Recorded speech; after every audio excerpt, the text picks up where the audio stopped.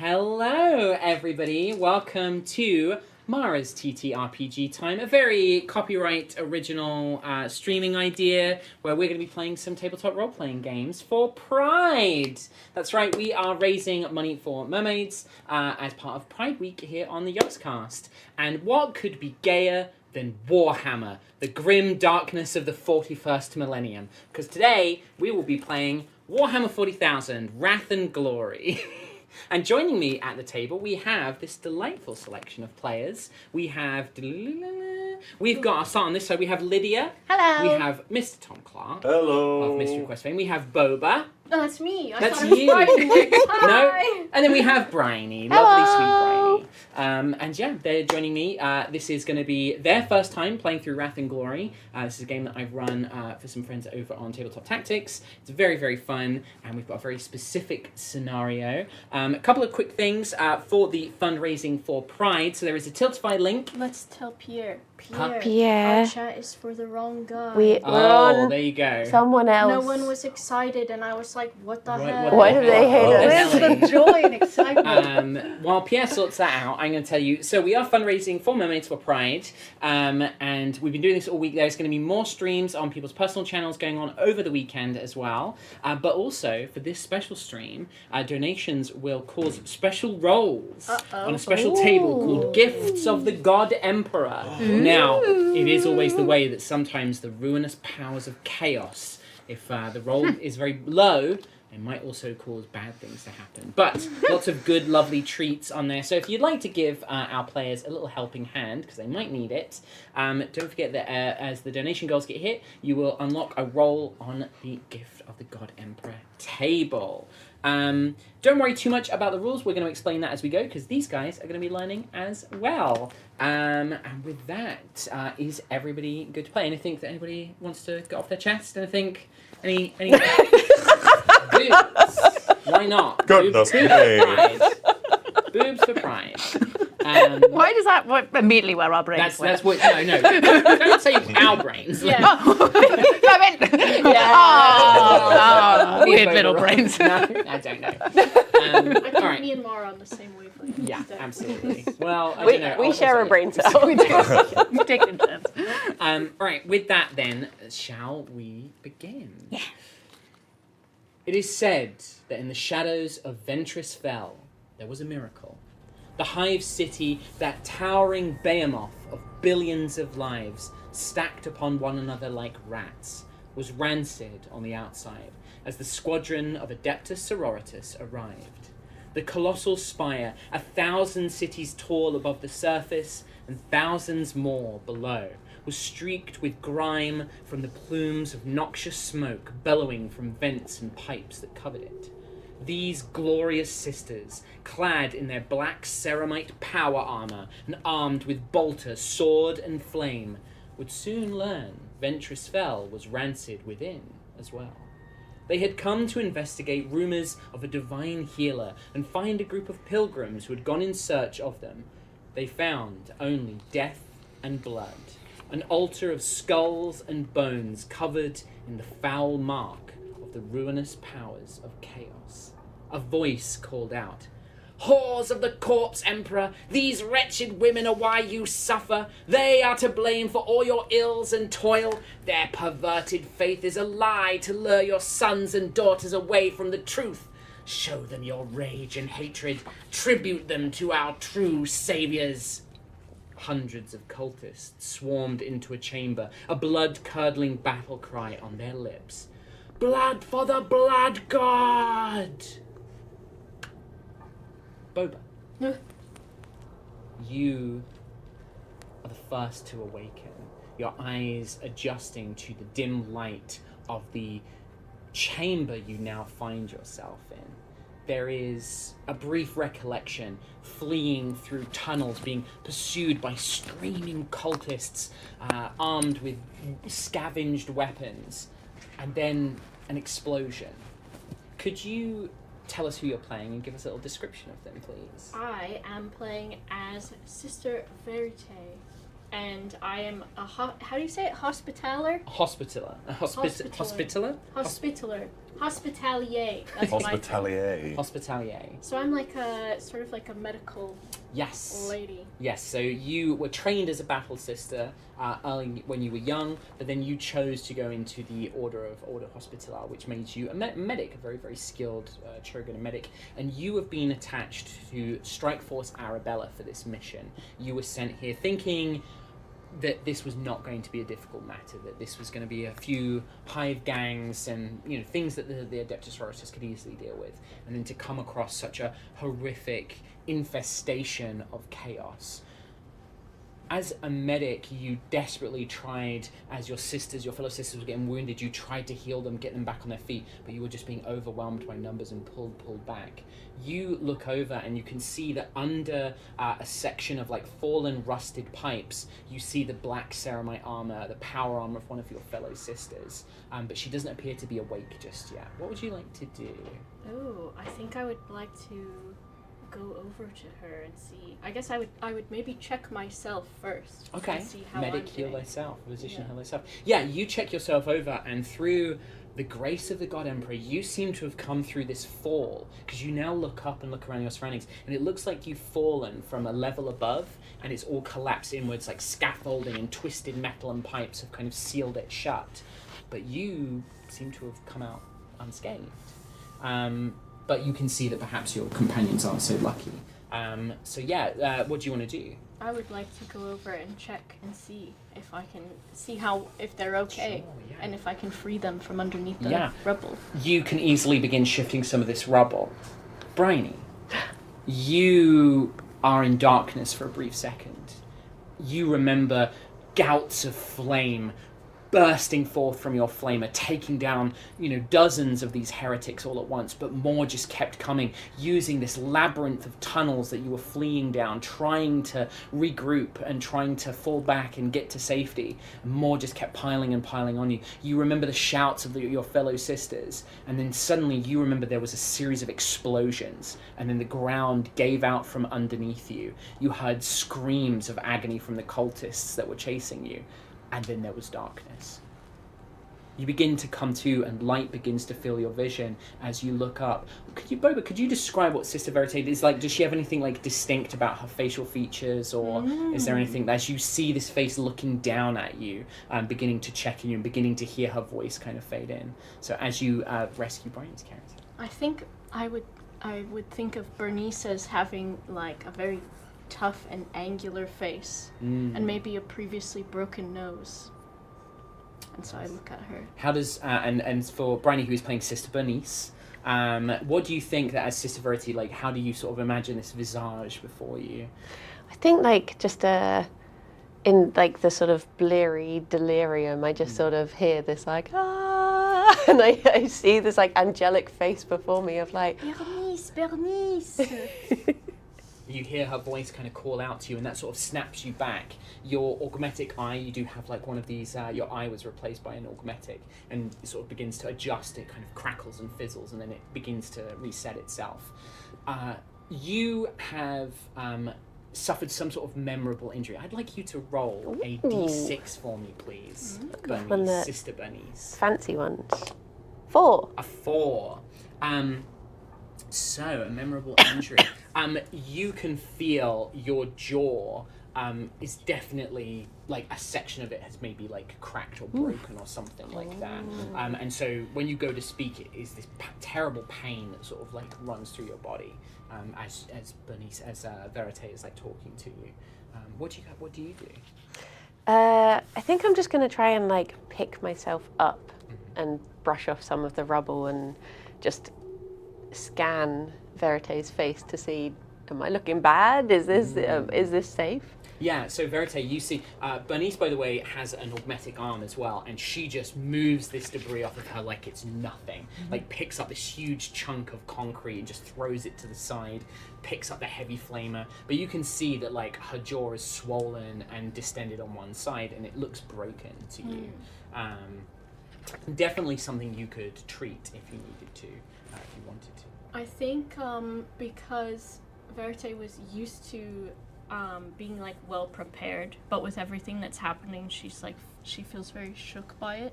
So normally she would be a bit calm and collected in telling you, but I think when you would look at her, her face would kind of like let on that maybe you were like in a bad way, and then I think her hands would be shaking as she went to like assist you, and I think maybe I can try to fix it.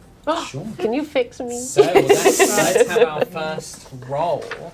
So on your skills, Boba, you have a skill called Medicae. What is the total for that skill? 8. Okay, so you're going to take 8d6. Oh. Make sure one of them is a different colour to the others. That's going to be your wrath die. So in this game, whenever you make a dice roll, you roll a number of d6s, one of which is your wrath die. This is all of them. 4s and 5s are 1 success, and 6s are 2 successes. They're criticals, basically. Okay. 1, 2s, and 3s, failures, don't do anything. So you're looking to try and get as many successes here as you can. I hope I'm successful.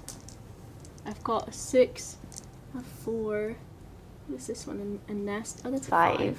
4, 5, 6, a 3, and then. So 1, 2s, and 3s don't do anything. So the 4 and 5 are 1 success each, and then that 6 is 2 successes. And you needed 3 successes. But you pull out your Chirugan tools and your Medicae kit, and you begin just to like apply, like a numbing, kind of antiseptic, kind of painkillers and things like that. And with a swift kind of pop of your hand, the jaw kind of relocates, and Bernice, you feel like it's painful, but definitely settable. As this is happening, as the two of you are sort of discussing, a third sister you begin to come to as well. Lydia, would you tell us who you're playing and tell us a bit about them? I am playing Sister Arabella.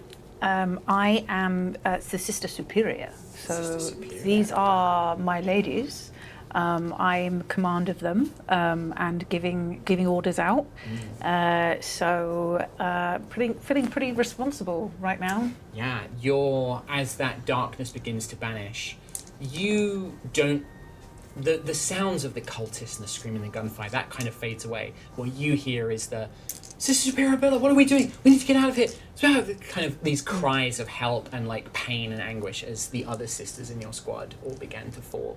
You were trying to pull back. You knew that you had to get to the upper levels, that you couldn't stay down in these tunnels. You would be trapped. But these cultists were everywhere. And just slowly, one by one, they begin to take you apart. You come to, and there is almost this kind of burning. You tell me whether it's kind of a guilt or hatred or something like that, but the words of that foul, this woman who seemed to be like some sort of leader of these cultists, awful, spouting hate and encouraging all these cultists to put all of their ills on the world on your squadron. You remember that kind of like really echoing in your mind, but you look up and you see Sister Bernice and Sister Verite attending to one another in this broken, it looks like you're in like what maybe was once a transport hub, there's kind of like a broken mag train that's overturned, it's all rusted and sealed, but you seem to be in some sort of chamber.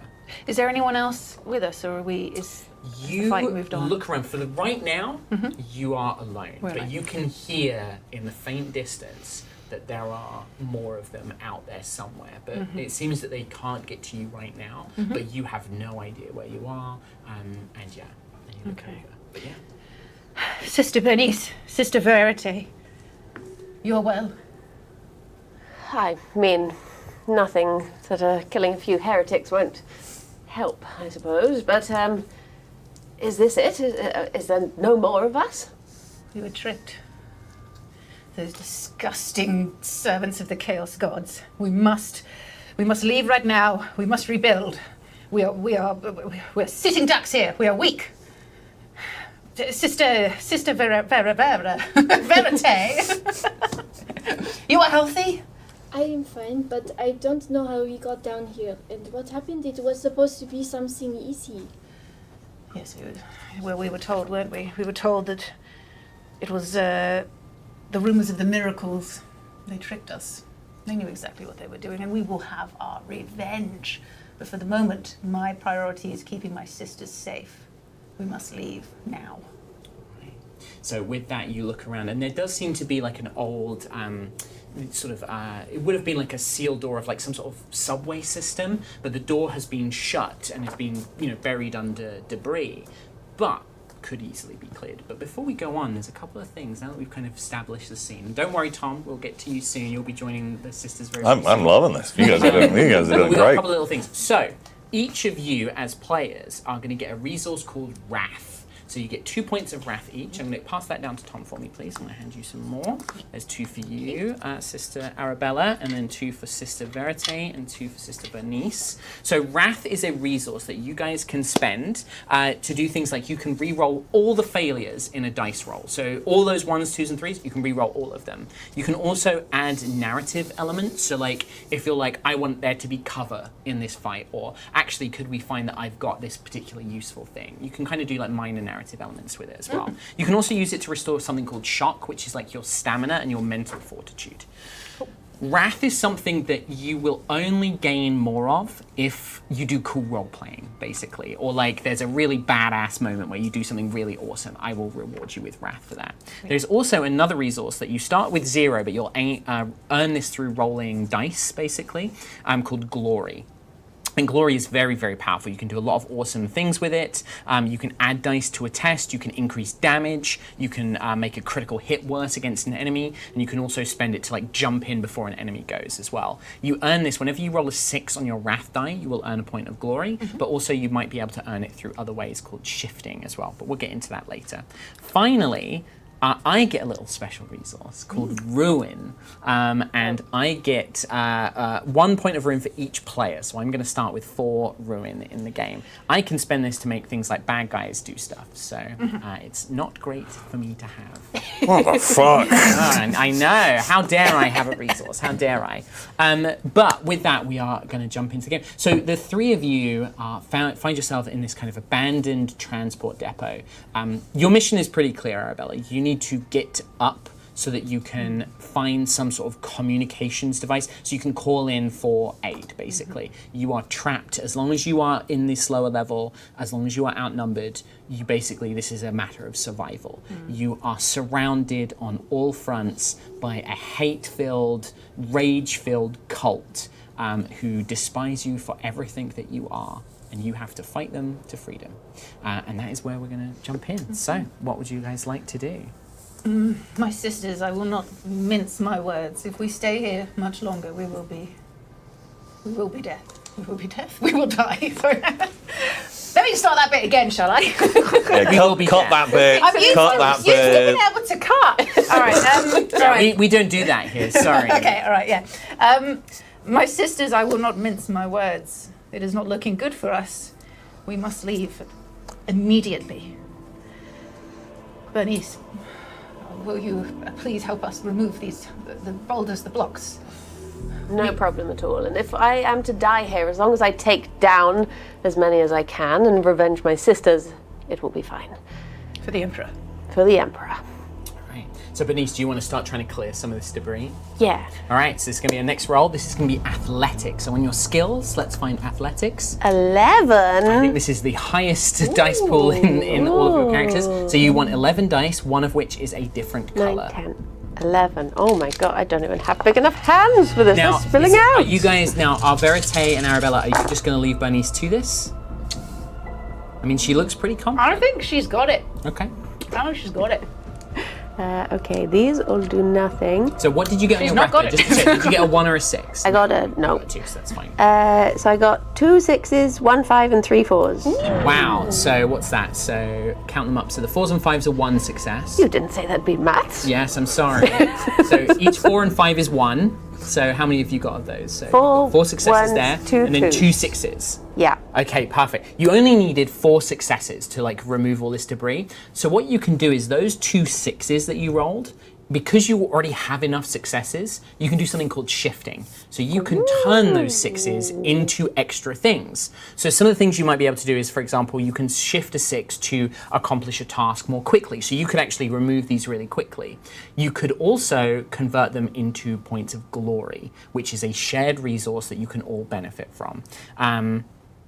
You can also do things like you could ask questions to get more information from me if it was like a role about like what can we learn about this or something like that. But yeah, what would you like to do if you would like to shift your 6s? I would like the glory, please. You just like two points of glory straight up? Please. Okay. Oh, it's so glorious as you move these things out of the way. Now, glory points are shared by everybody. So at any point, any of you can spend them. So you can just jump in and My spend them as long as glory. you've got them. I just take that as a both. This is glory for your squad, unfortunately. You can only have a maximum of 6, so it's worth spending it when you can. Okay. Oh. Right. But with that, Sister Bernice, you kind of tearing this debris apart, and with just raw strength, your bulging muscles in underneath your power armor, you pull apart these enormous metal doors, and you open the way, and you all begin to make your way up. Very quickly, you realize that this underhive, this kind of underbelly of this great hive city, is a labyrinth, and you have no idea where you're going. You wander for what feels like an eternity, constantly turning around, hearing the echoing sounds of running footsteps and screams, knowing that just meters behind you, these cultists could be pursuing. Tom. You have witnessed pretty much everything that's been happening, and you knew where the sisters, when they fell through, when a series of mines that your gang had laid long ago triggered, collapsing the walkway that they were stood on, you knew where they fell, and killing the heretics in their pursuit at the same time. You've made your way down. You've been sort of observing them from the shadows. They haven't spotted you yet. You've been you know these tunnels like the back of your hand. What would you like to do? And would you describe your character to us, that we see them in the cinematics of the camera? So yeah, I guess as all of you are moving through these tunnels, being very efficient, taking point, covering all angles. In the shadows is this kind of like overweight guy who's like losing his hair, has like greasy but also dry skin. What about your character? You're welcome. You're very welcome. Very There's an early Christmas present for you. Amazing. And clearly he's got like a really big dick.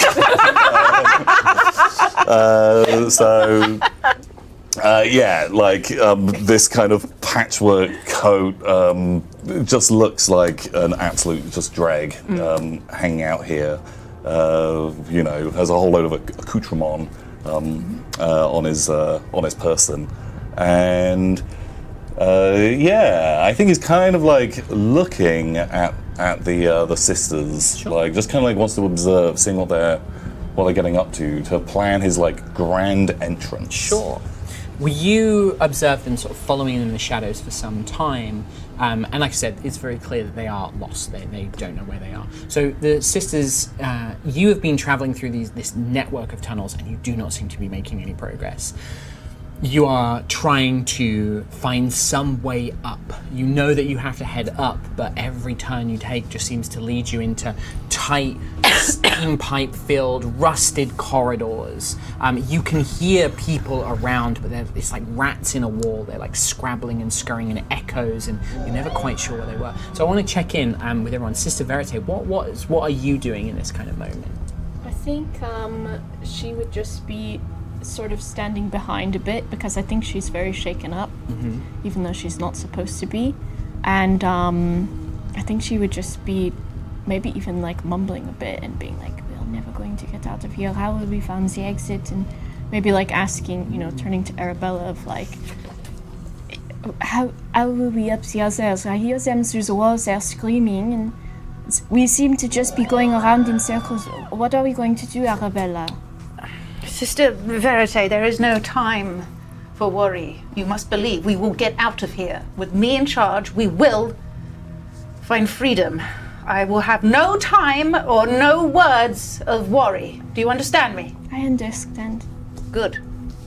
Does Verite understand? Is not convinced at all? She's not. I think she just, of course, she knows the role that she has to play, but it's just such a big thing to wake up and not know where she is, and to not know how she wasn't injured or anything. Yeah. Yeah, I mean, I would say as well, like, Arabella definitely has, like, cuts and, like, scrapes on her face. Her arm has been done. Like, she's also been, like, injured in that fall. I would say that Arabella and Bernice, like, Verite is totally unscathed. Like, from the battle before and the fall, she just does not appear to have been touched at all. What about Sister Bernice? How's Sister Bernice getting on with things? Like, are you, like, taking point? Are you, like, you know, what are you doing in this kind of scenario? I think just sort of marching off. Can I turn that statue around? Because it's driving me mad. I've been looking at it the whole time. I can't see it from my angle, so... The fact that they built it facing the wall. Going out in front, just like very itchy trigger finger on the heavy flamer. Yeah, just... so you've got this enormous, like, two-handed, you know, flamer at the front, kind of like Vasquez in Aliens, just like checking and like observing. Cool. Can you give me a perception roll in that case? Awareness. Oh, I'm getting stuck into D&D terms. Awareness roll. So what's your awareness skill? 4. 4. So I'm unaware. Only 4d6. We'll make sure one of them's your wrath. Now, if you roll lots of 6s, it could be pretty good. Oh, I got a 5 and a 6. Ooh. So difficulty 3.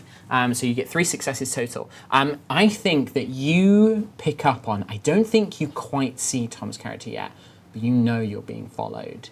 You see like glimpses, something catches the light in a reflection, and then it's gone, you know, and then sort of, you're aware that you're being followed, but not quite by what or whom. Something. The sooner we are out of here, the better. I do not like the feel of this place. It's almost like something with a suspiciously large penis is following us. At all times, just in the shadows. Don't speak of such awful things, sister. I'm sorry, You sister. know the rules. No talk of penises. It's very true. It's disgusting. Disgusting man. We will purge it, do not worry. Right. You hear this conversation. I feel like being like, oh shit, are they going to be onto me soon? So I want to make my grand entrance, like, but plan. Because do I have a rough idea of where these tunnels are going and stuff? If this is like where... they're kind of trapped in you would know it as like the rat way basically, and it's a series of tunnels that the gangs and the hives purposely built to be confusing. So they're just trapped. They keep getting turned around, and they're almost going back on themselves, and they're going down a different way and getting turned around and coming back. They're nowhere near to getting out of this place. You do know that there is. In fact, why don't you give me a survival roll? Pretty So how many of survivally. those? 7. 7, so make sure you include your wrath die. It's only 3 successes. 3 successes, okay. So, and you didn't get any 6s that you can shift or anything. No. Okay, I'll give you the basic information. You're pretty sure you know of an old power generator that had a service elevator that went into the upper floors. And you're pretty sure you can find your way there. That might be, you know, a useful thing for them to know. But you don't really know anything more than that. You just know that there is one on this level, basically. Okay. Right. Can I... what I want to do, when they're, like, you know, in an area, I want to kind of, like, position myself kind of out of line of sight, and I want to let off, like, a few las pistol rounds, like, in the opposite direction, and just start shouting, "Back! Oh, you brutes, get out of here!" And then, like, run into these guys to try and make it seem like I've been blasting some evil. I love it. We're going to do this as you're going to do a deception roll, Tom, and then I would like all 3 of the sisters to roll an insight roll. So you'll have the insight skill. And you basically, this is an opposed roll. So in this instance, basically, you need more successes than they get, basically, Tom. Okay. 2 successes for Arabella. I've got 3. 3 successes for yet to be named. Got 2 6s and a 5. Well, so that would be 2. That'd be 5 successes for Verite. But you did roll a 1 I forgot on the a red wrath one. die. So that is a complication. So where's a d6 for me? Whoop. Perfect. So I imagine, and Bernice, did you roll? I got 2 6. I got 1 6. 1 6. Okay. So Arabella and Bernice, you see this figure sort of lurch out of the hallways. Bam, bam, bam. Get back your boots. Kind of firing this las pistol off to the side. Pretty compelling. Like you genuinely believe that he's fighting off some other forces. Okay. Verite, you kind of pick up on the more subtle parts of this. He's not really looking where he's kind of just like, he's more like kind of glancing to check your reactions to everything.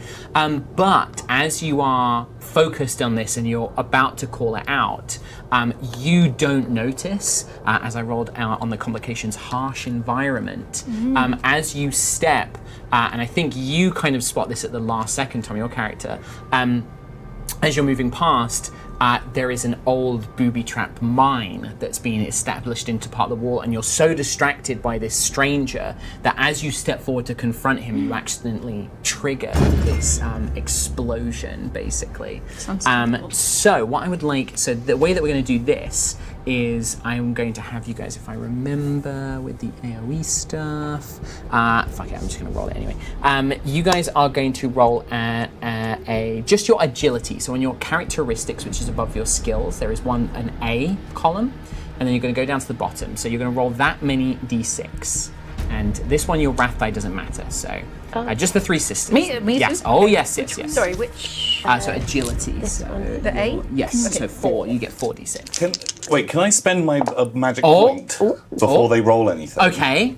Your magic point? Can I see that they're about to do that? Yeah. And can I have some kind of way to disable the mine before it blows them up? If you want to spend a wrath point, absolutely. So how do you want to do it? Like, do you want to have like a device, or do you want to just shoot the mine so it doesn't? I think have clearly a device, because I use it to traverse through the tunnels, and you have like a jammer. Yeah, I'll deactivate it, go past, and then reactivate it behind me. Sure. The idea. So what do you say? So like you see, so imagine the scene, right? This strange man has just come out of the corridor, blam, blam, blam, blam, blam. Verite, you're pretty sure that he's not firing at anybody. Yeah. So what do you go to do then? You go to step forward to confront him. What do you say? I think I would say,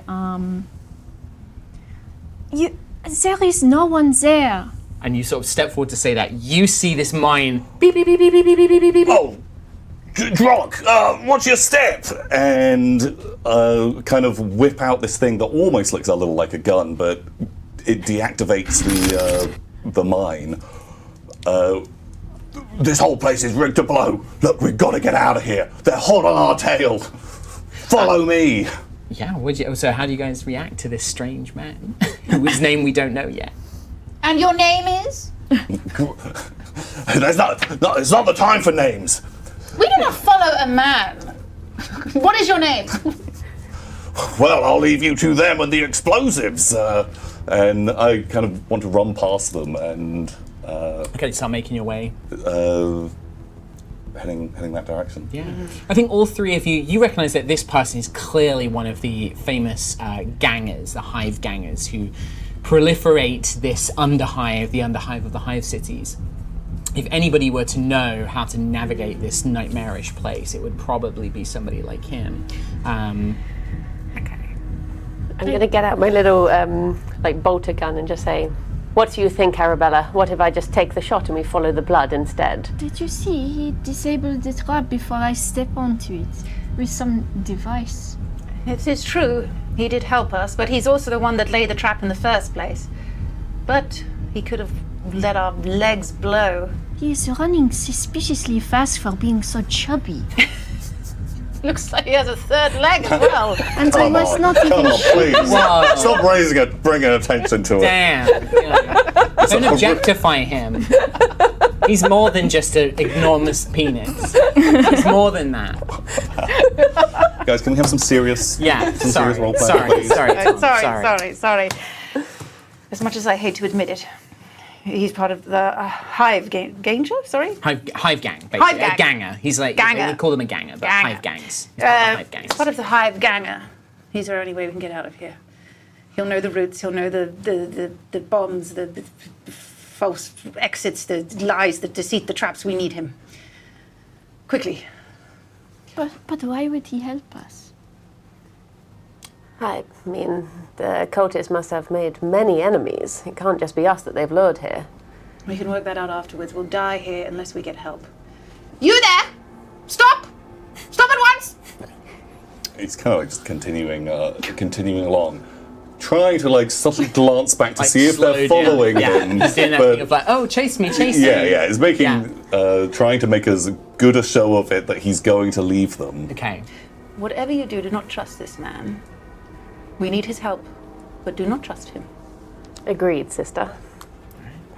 You go chasing after the strange hive ganger, who you begin to sort of lead them.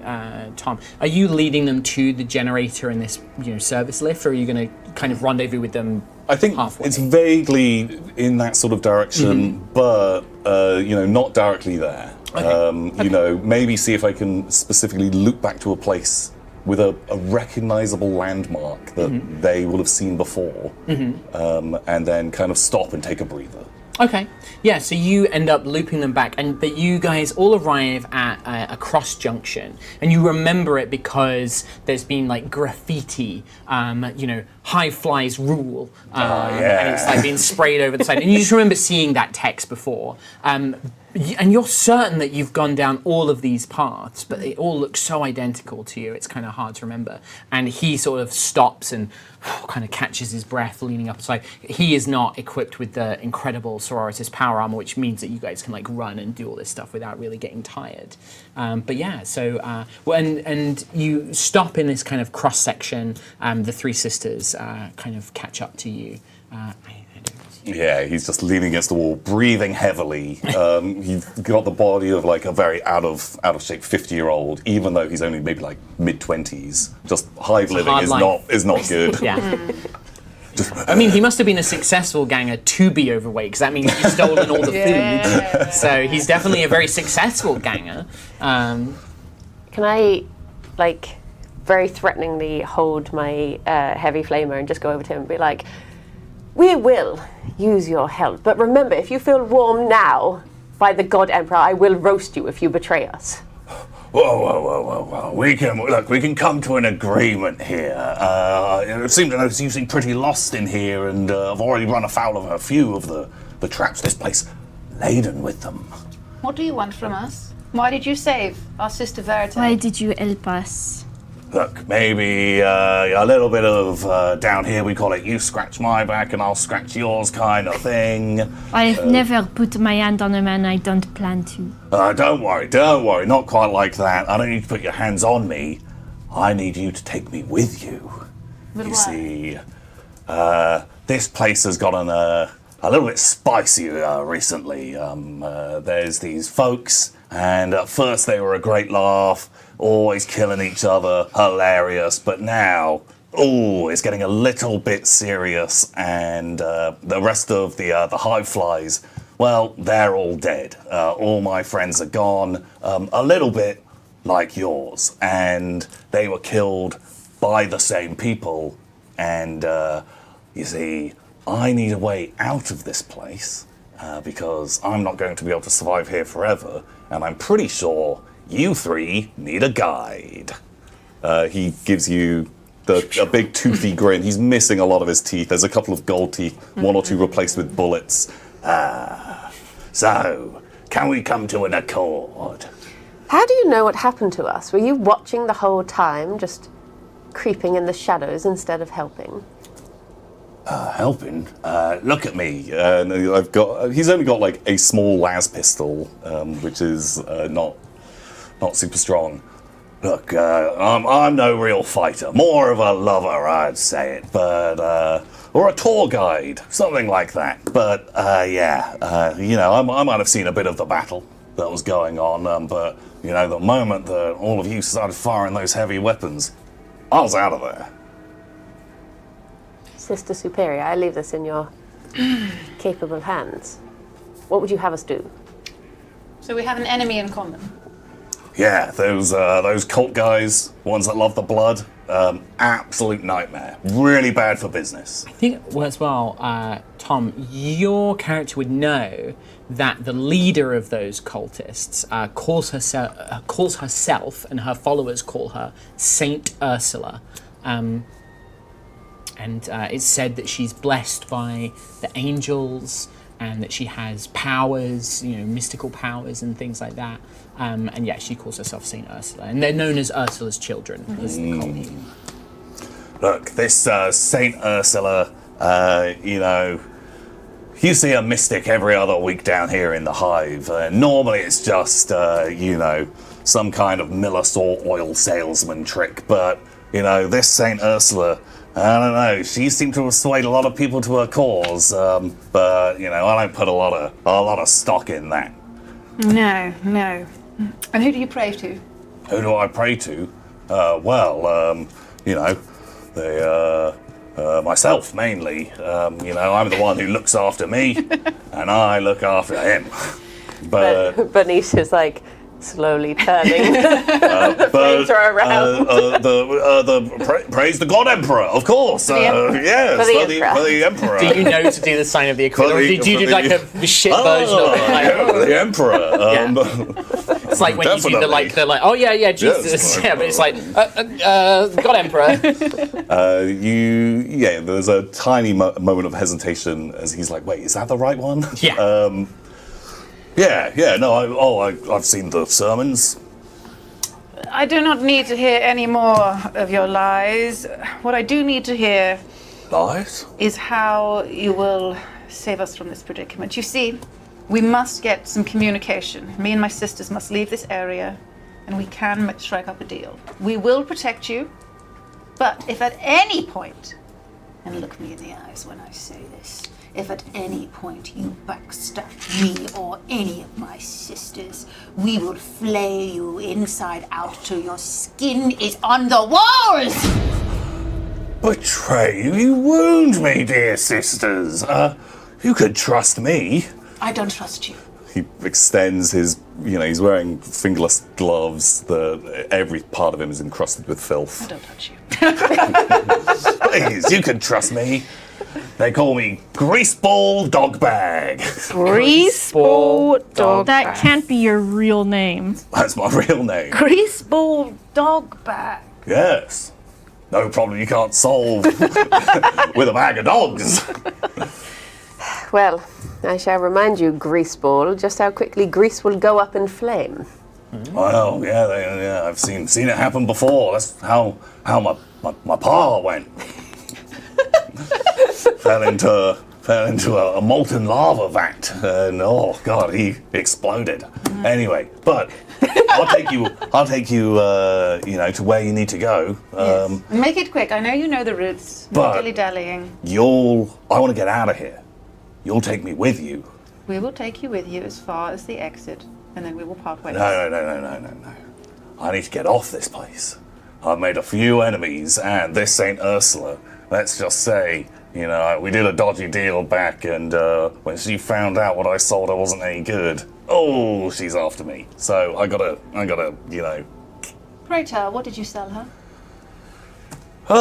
just some explosives, but they're all fake. This is good to You know. know. It's good to know. Fake munitions, But empty shells filled with, moonshine. empty shells, filled with dog meat. There you go. I must talk to my sisters. Over there, to the corner. No problem at all. He'll go and sit down and pull out some meat from a pocket and just start. Meat pie. It's just a meat pie. Yeah, just start Pulls eating it away. out of its fucking Yeah, stick. it's not wrapped at all. Like flicks off some bits. Some bits. And It's like just- he's pretty sure there's a bolt stuck into it, and he just picks it out and throws it away.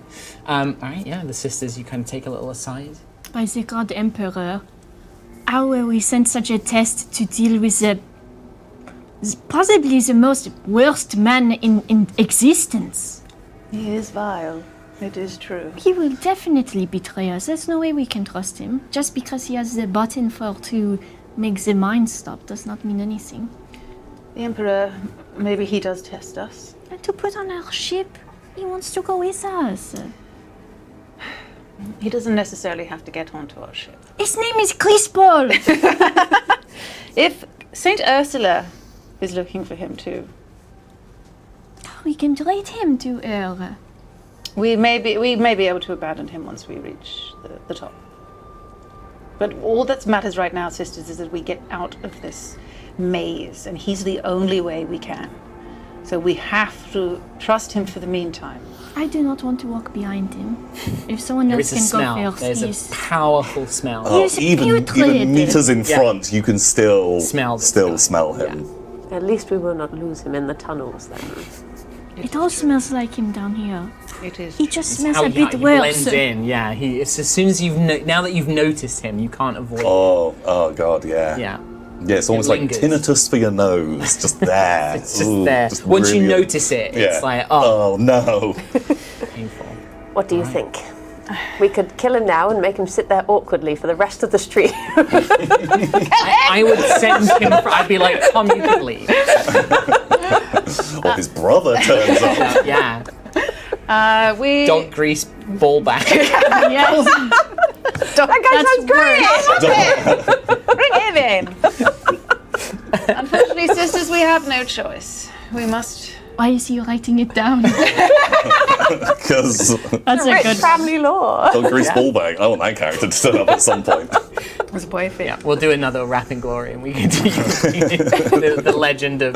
Don Grease Ballbag. All right. So, what's the plan, sisters? I would You bow gonna to your trust this? wisdom. We will. Well, we will not trust this man, this thing, but we will use him. That is all men are good for. We will use him to get out of this hell we find ourselves in. I want to make it clear. I did not instruct them to roleplay that they hate men. I just want to make that clear. I have a whole I'm not page. role playing. That's not true. Roleplay? No, obviously, yeah. All right. So you reconvene with Greaseball, and at this point, do you start making your way to that generator? So,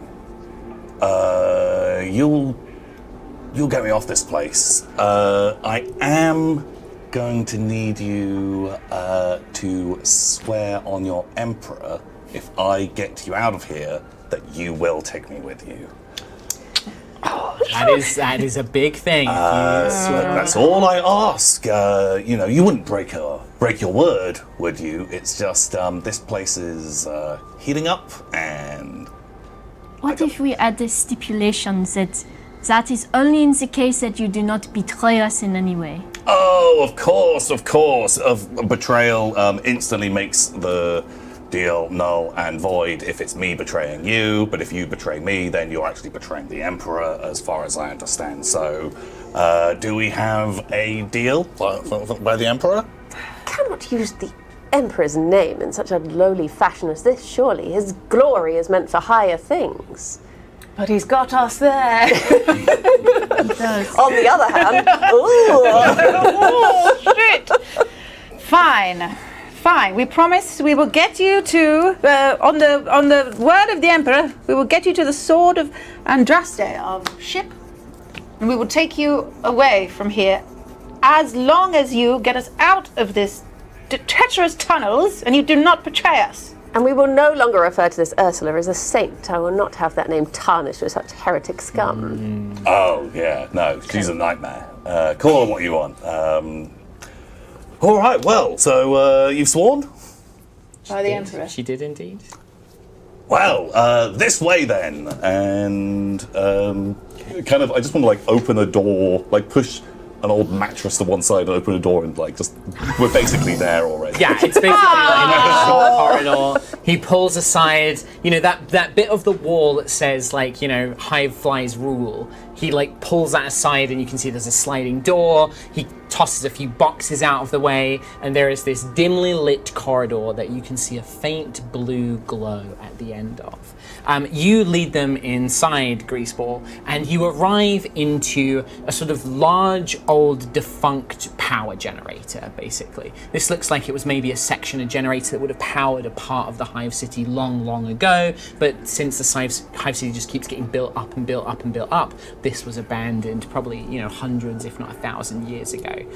That said, the works of the Adeptus Mechanicus are sturdy, and with proper work, it hopefully will still provide you what you need. At the far end of this open chamber, you can see a service elevator. Oh! Oh! Bloody hell! Genuinely, I was not expecting a voice. Well, woo! Thank you very much, everybody. Hooray. Thank you for helping us raise money for Mermaids. Who would like to roll a d6? I'll do it. Go on, Bronkley. I'll roll the red one. Do you want it in the middle? Yeah, or do it in the middle. Wait, this could be bad, right? 4. 4. Ooh, very good. I am going to determine a random player. So 1, 2, 3, 4, and then if it's a 5 or 6, I'll just re-roll it. 1, 2, Boba. Me. There is a moment as you are traversing through these tunnels, you think back, like, how could I not take a scratch? How could I not get hit? I was in the firefight, the explosions, the fall. And you just feel this kind of warmth around you, thinking about the sisters that you've tried to save, the sisters that you have saved, as you have been blessed with a shield of faith. The next time you would take damage, you reduce it by 1d3. Okay. So just make a note that you have the shield of faith currently a blessing upon you. But yeah, Greaseball kind of leads you into this open space. As I mentioned, there is this service elevator here at the back of the room. And then you can see that there are dilapidated old storage crates and units, old plasma coils. There does seem to be some power still in this place. There's that faint, dim blue glow coming from some of the devices of the Mechanicum, the tech priests of Mars, as they are known. Greaseball, you've led them into this place. Now, you have no idea if this place works, it was operational, but it's the best chance that you've got. As you begin looking around, why don't you all give me an awareness roll? Oh, I am not very aware. 6 of these. Yes, make sure one of them is your red die. I got a 6 on my red Oh, die. did you? Okay, that's very important to know. That is a math critical. There's another red dice. I'm having a bad time. So I had 3 successes. I got 3 2 successes. 3 successes, but one of them was a 6 on your right. Yeah. But that automatically gets you a point of glory. Yeah. So that is an extra point of glory. I got a bad one. Oh, you got a bad one. God, you've gotten a couple of those now. 6 and But then lots of successes. Okay. 2 successes. 2 successes. Well, I think Verite and Arabella, you would both notice as you're sort of led into this area, looking towards that service lift, you can see that it's sort of powered by these 2 power generators by the statues, the foot of the statues on either side. 3 of them are missing plasma coils, which are going to be necessary to power it. And you do see that scattered around this room, there do appear to be replacement coils. However, they are indeed, yeah, they're things on the map. With that complication that you just rolled, there is, I think that the sisters, you feel it, because you have been trained from a young age to beware the warp, the realm of chaos. And you have been taught that when there is a chaos disturbance, when a sorcerer uses their foul magic or a demon is present, there is a sort of tension to the air and electricity. For Greaseball, you just get a bad feeling. Like, you just have this, like, something bad is about to happen. And I need all of you, we are gonna basically, as something seems to almost manifest in the air, there is this kind of screaming face, this agonizing, like, bestial, monstrous face that seems to appear out of nothing and surges through the room with this roaring scream as it's a warp manifestation happens. So we are going to make a corruption test. So at the bottom of your character sheet, you underneath where your wounds and things are, I think, or somewhere, you should have something. Oh no, it's maybe above it. Conviction is what. Oh yeah. Have I not filled yours in? No. Pass me your sheet. I've not done yours. Sorry, darling. I thought I did. Somewhere Conviction. So it's else just above where all your wounds. Oh yeah, are. yeah. So that many dice. Yes, you're going to roll that many dice. we need a bad one. You don't need to roll your wrath on this one. I think this is just. So you can still roll it. It just doesn't have the special effects. Oh, okay. I got 2 successes. 2 successes. 2 successes. 3 successes. 3 successes. 3. 3 successes. Arabella and Greaseball, as this thing surges through you. For Greaseball, what is something that Greaseball fears? A bath. A bath. No, a big. Just muties. Okay, so like you get this sensation of like you almost begin to imagine that like these horrific, grotesque mutants, like bestial faces, oversized limbs, are suddenly all around you, and you have this moment of terrifying fear. For Sister Arabella, you see your sisters, you see your squad, but it's not just the two of them. You see all of them. And then you see as like they're holding deathly wounds, like blood pouring from them, and they begin to say like, "You abandoned us, Sister Superior. You abandoned us. You betrayed us. You led us to our death." And they all begin chanting this and thinking, as the two of you are going to gain a point of corruption. Ooh. So it's normally, I think, on the back of your sheet you can mark corruption points. So there's like a little table at the far end. So this is, as you gain corruption points, it shows how you are succumbing to the ruinous powers, to fear, to doubt, to greed, to all of these kinds of things. And as this warp manifestation, it seems to have been conjured for some reason. Perhaps Sister Verite herself just seems to be attracting this misfortune, but as it kind of rips through the room, you have this like sudden vision, and then suddenly it's gone. The mutants disappear, the dead sisters vanish, their voices quietened. But that comes as something else happens. You begin to hear the armoured boots on gangways. You begin to hear sort of the armed kind of screams and cries, "Blood for the blood god! Blood for the blood god!" As a number of cultists begin to swarm into the room. And I'm going to need some help here. So if you can take 5 and pass the other 5 down to Tom, and have them come in at those far corners, please. So sort of surround you guys, basically. So yeah, you put 5 there. A little bit further on by the actual on the mat itself. Perfect. As we are going to go into our first encounter, as these cultists have caught up with you, having taken that moment to sort of examine in the conversation with Greaseball, they have found you. They know these tunnels. They know that this is probably the one place that you needed to go. And so they've come in like, for Saint Ursula, blood for the blood god, skulls for the skulls throne, as they burst in. And that is where we're going to jump into our very first combat. And the way that we do this is you guys... I think that you have enough time that this isn't going to be a full ambush. You kind of knew that these guys were pursuing you. So we're going to play this into combat. Now, the way that combat works is on your turn, you can move, you can do a simple action, which is normally things like reloading, opening a door, that sort of thing, shouting a warning. And then you can do these things called combat actions, which is normally like making an attack, trying to use a skill, maybe using some of your talents.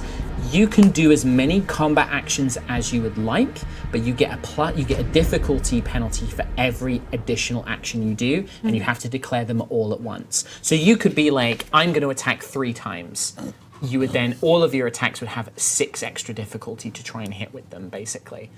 So it means that like you can do lots and lots of different things at once, but it makes everything a little bit harder. Now, the way initiative works is you guys get to choose from amongst you who goes first. You can debate it, or if somebody's got an idea, they can jump in, and then I get to activate one of my groups of bad guys. I think you've been rearing, like you've been ready for a fight at this point. And I'm also like, I'm aware that Verite is sort of at a bad place, so I would like to sort of with one hand move my sister out the way and with the other spin the flamethrower around a bit. Sure. So you kind of like want to swap places between you and Verite on the map. Yeah. So we've got the heavy flamer there, and we've got the Sister Hospital. She's the one in the white robes. Your big ass Now, stand. I will. What I will mention to you guys is these guys probably won't stop coming. They'll keep sending waves and waves after you. So you want to get on that elevator and get moving. But you're going to need to carry those plasma coils over to the lift over here. So something to think about what you want to do in turn. But we have Sister Bernice. You turn around. You've got the heavy flamer ready to go. What would you like to do? I would like to flame those boys Those there. boys, very much. So do you want to just make one? Now, this is a mob of bad guys, so you can make one attack against them, and for every additional success, you get to hit an extra member of the mob. Or you can try and do multiple attacks, and so you'll have better chance of wiping the whole mob out, but that makes it a little bit harder to do. What would you like to do? I want to do 3 attacks. I want to do a big...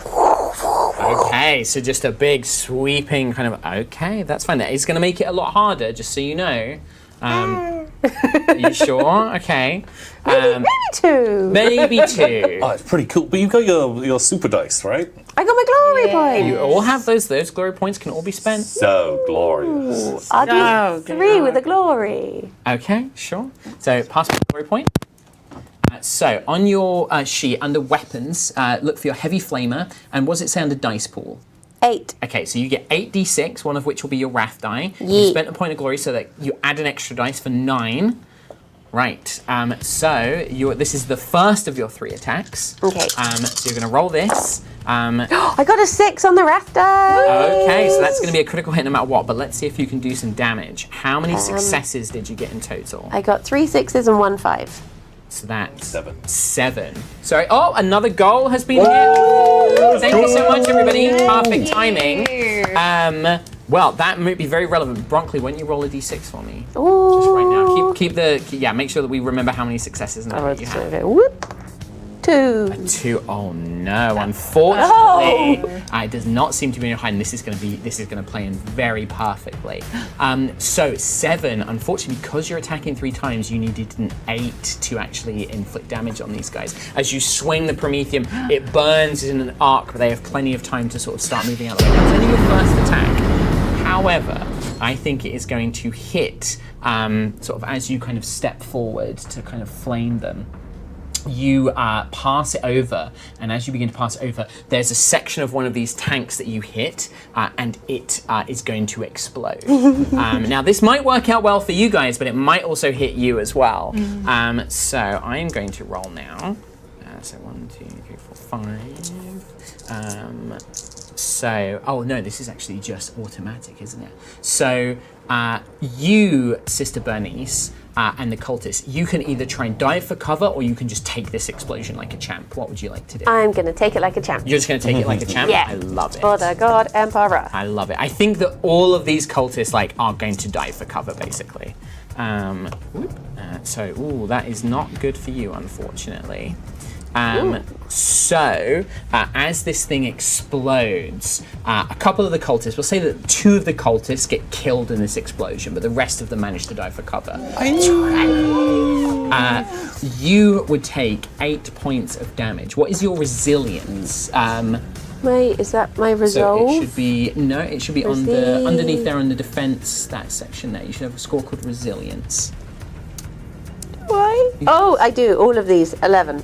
You actually do take it like a champ because your armor protects you from taking any damage. So this thing explodes, the flame from your flame kind of gushes over the cultists, and the explosion just erupts outwards, and you just stand there completely unscathed. Maybe your hair and eyebrow burnt, but you uninjured. That was only your first attack. You get to make a second attack. Does it still have the glory one in? I don't think it does on this day. That's only on the first one that you make, unfortunately. You do have 2 more points of glory. You could spend them all. That's true. Did Also, I get anything for my... Oh, yes, you would have got 1 back for the 6 on the Wrath critical. I'll spend it straight away. A 5. Now, I'm going to remind you, your Wrath points, you can spend them to re-roll all the failures. So... I mean, I only got 4 that time. Well, you need 4 more. This is the problem with attacking lots of times. Yeah. I'll spend a Wrath to re-roll them. Okay. Why not use everything now? Right, so you keep the successes, so you've got 4. You just re-roll the failures. Okay. Come on, guys. This could be big. That is maths. Oh, was that a 4 as well? 1, 2, 3, 4, 5, 6, 7, 8, 9. 8, 9, that is enough.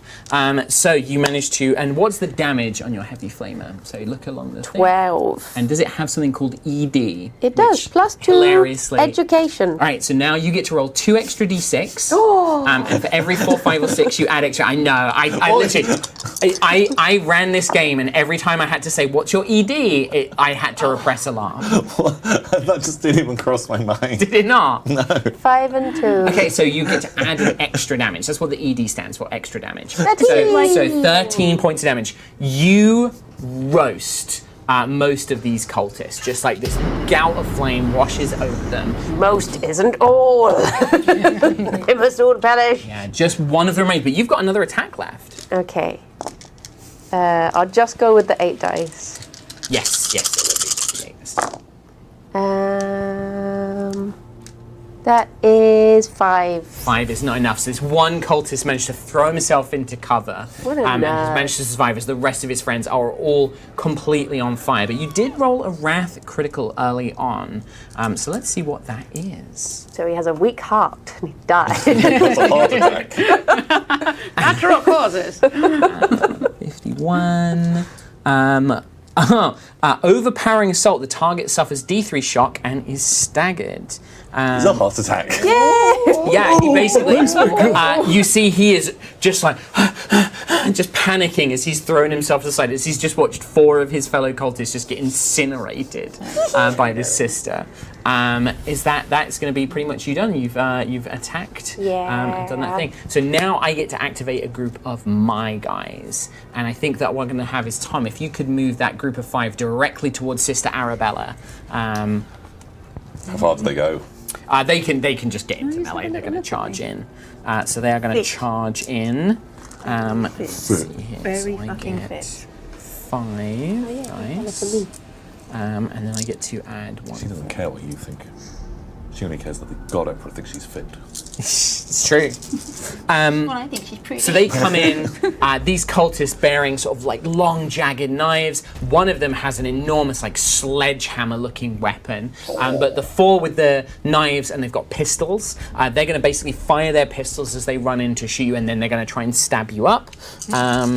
And they're going to do this. So, and I'm trying to beat your defense, Sister Arabella. So, your defense is over here. What is your defense? 3. Okay, well that's... Oh wait, it's just that one, not total. Just that one. Your resilience is this other one. So 3.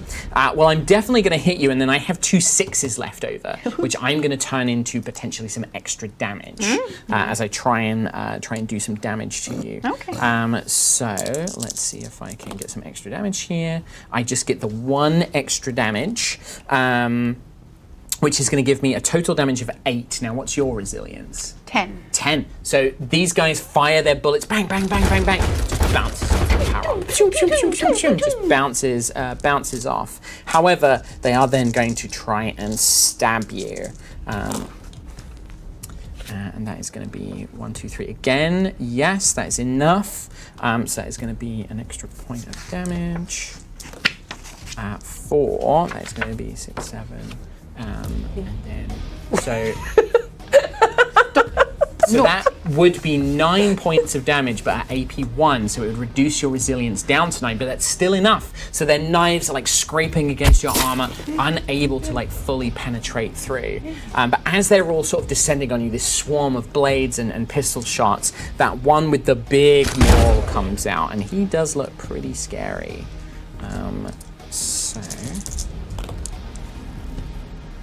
That is going to be a success with a wrath critical, I'm afraid. Pretty serious stuff. That's pretty serious stuff.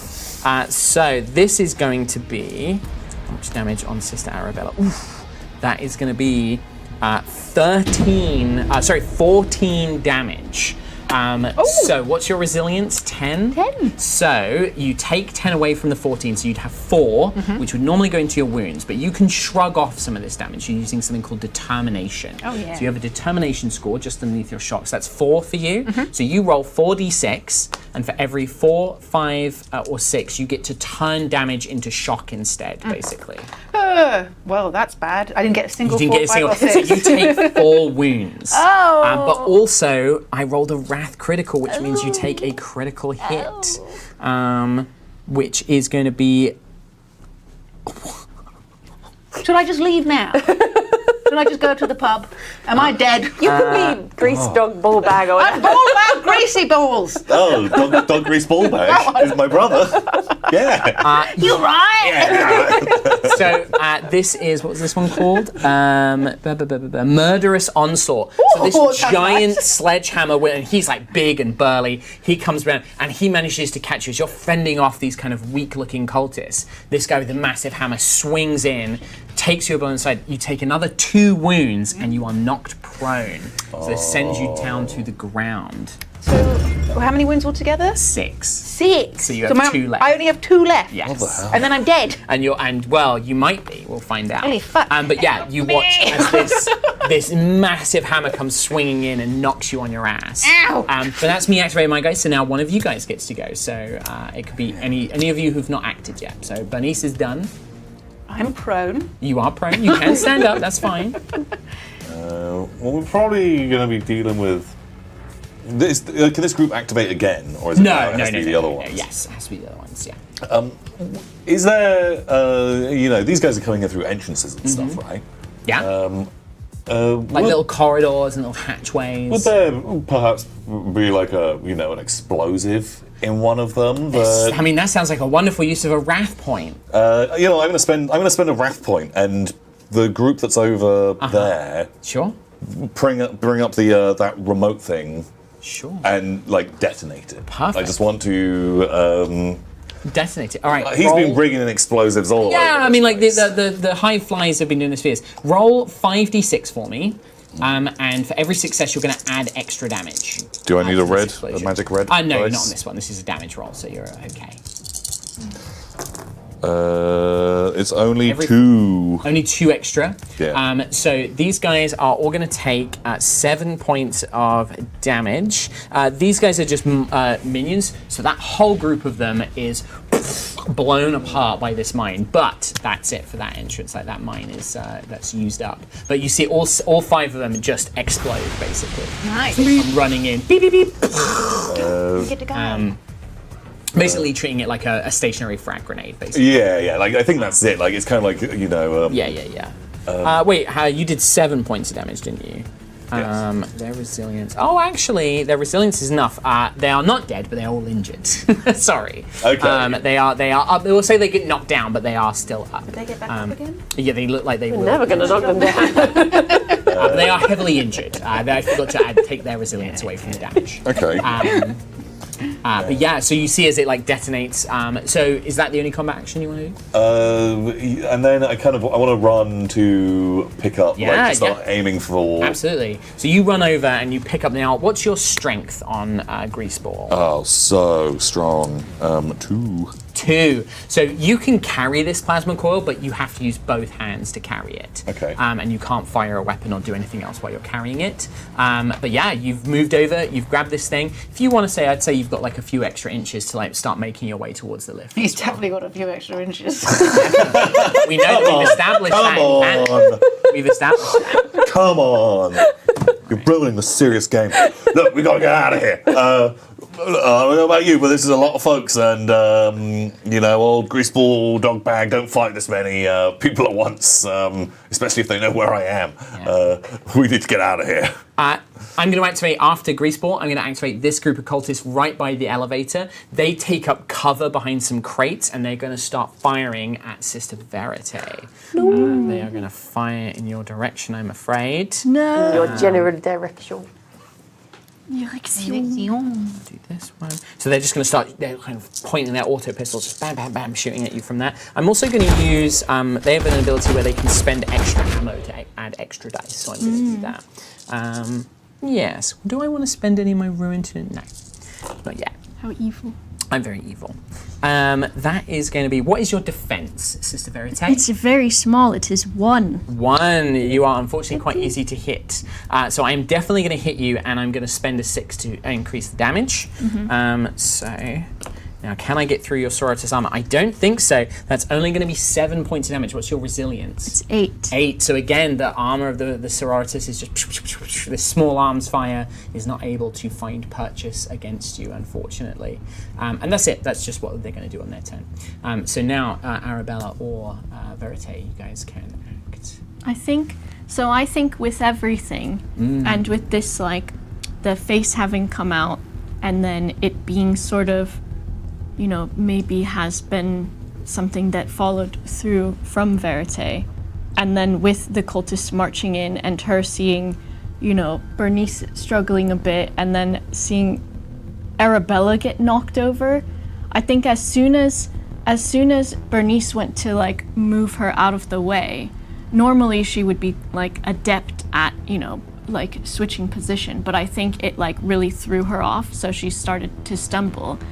And I think she would have maybe, like, even landed, like, down.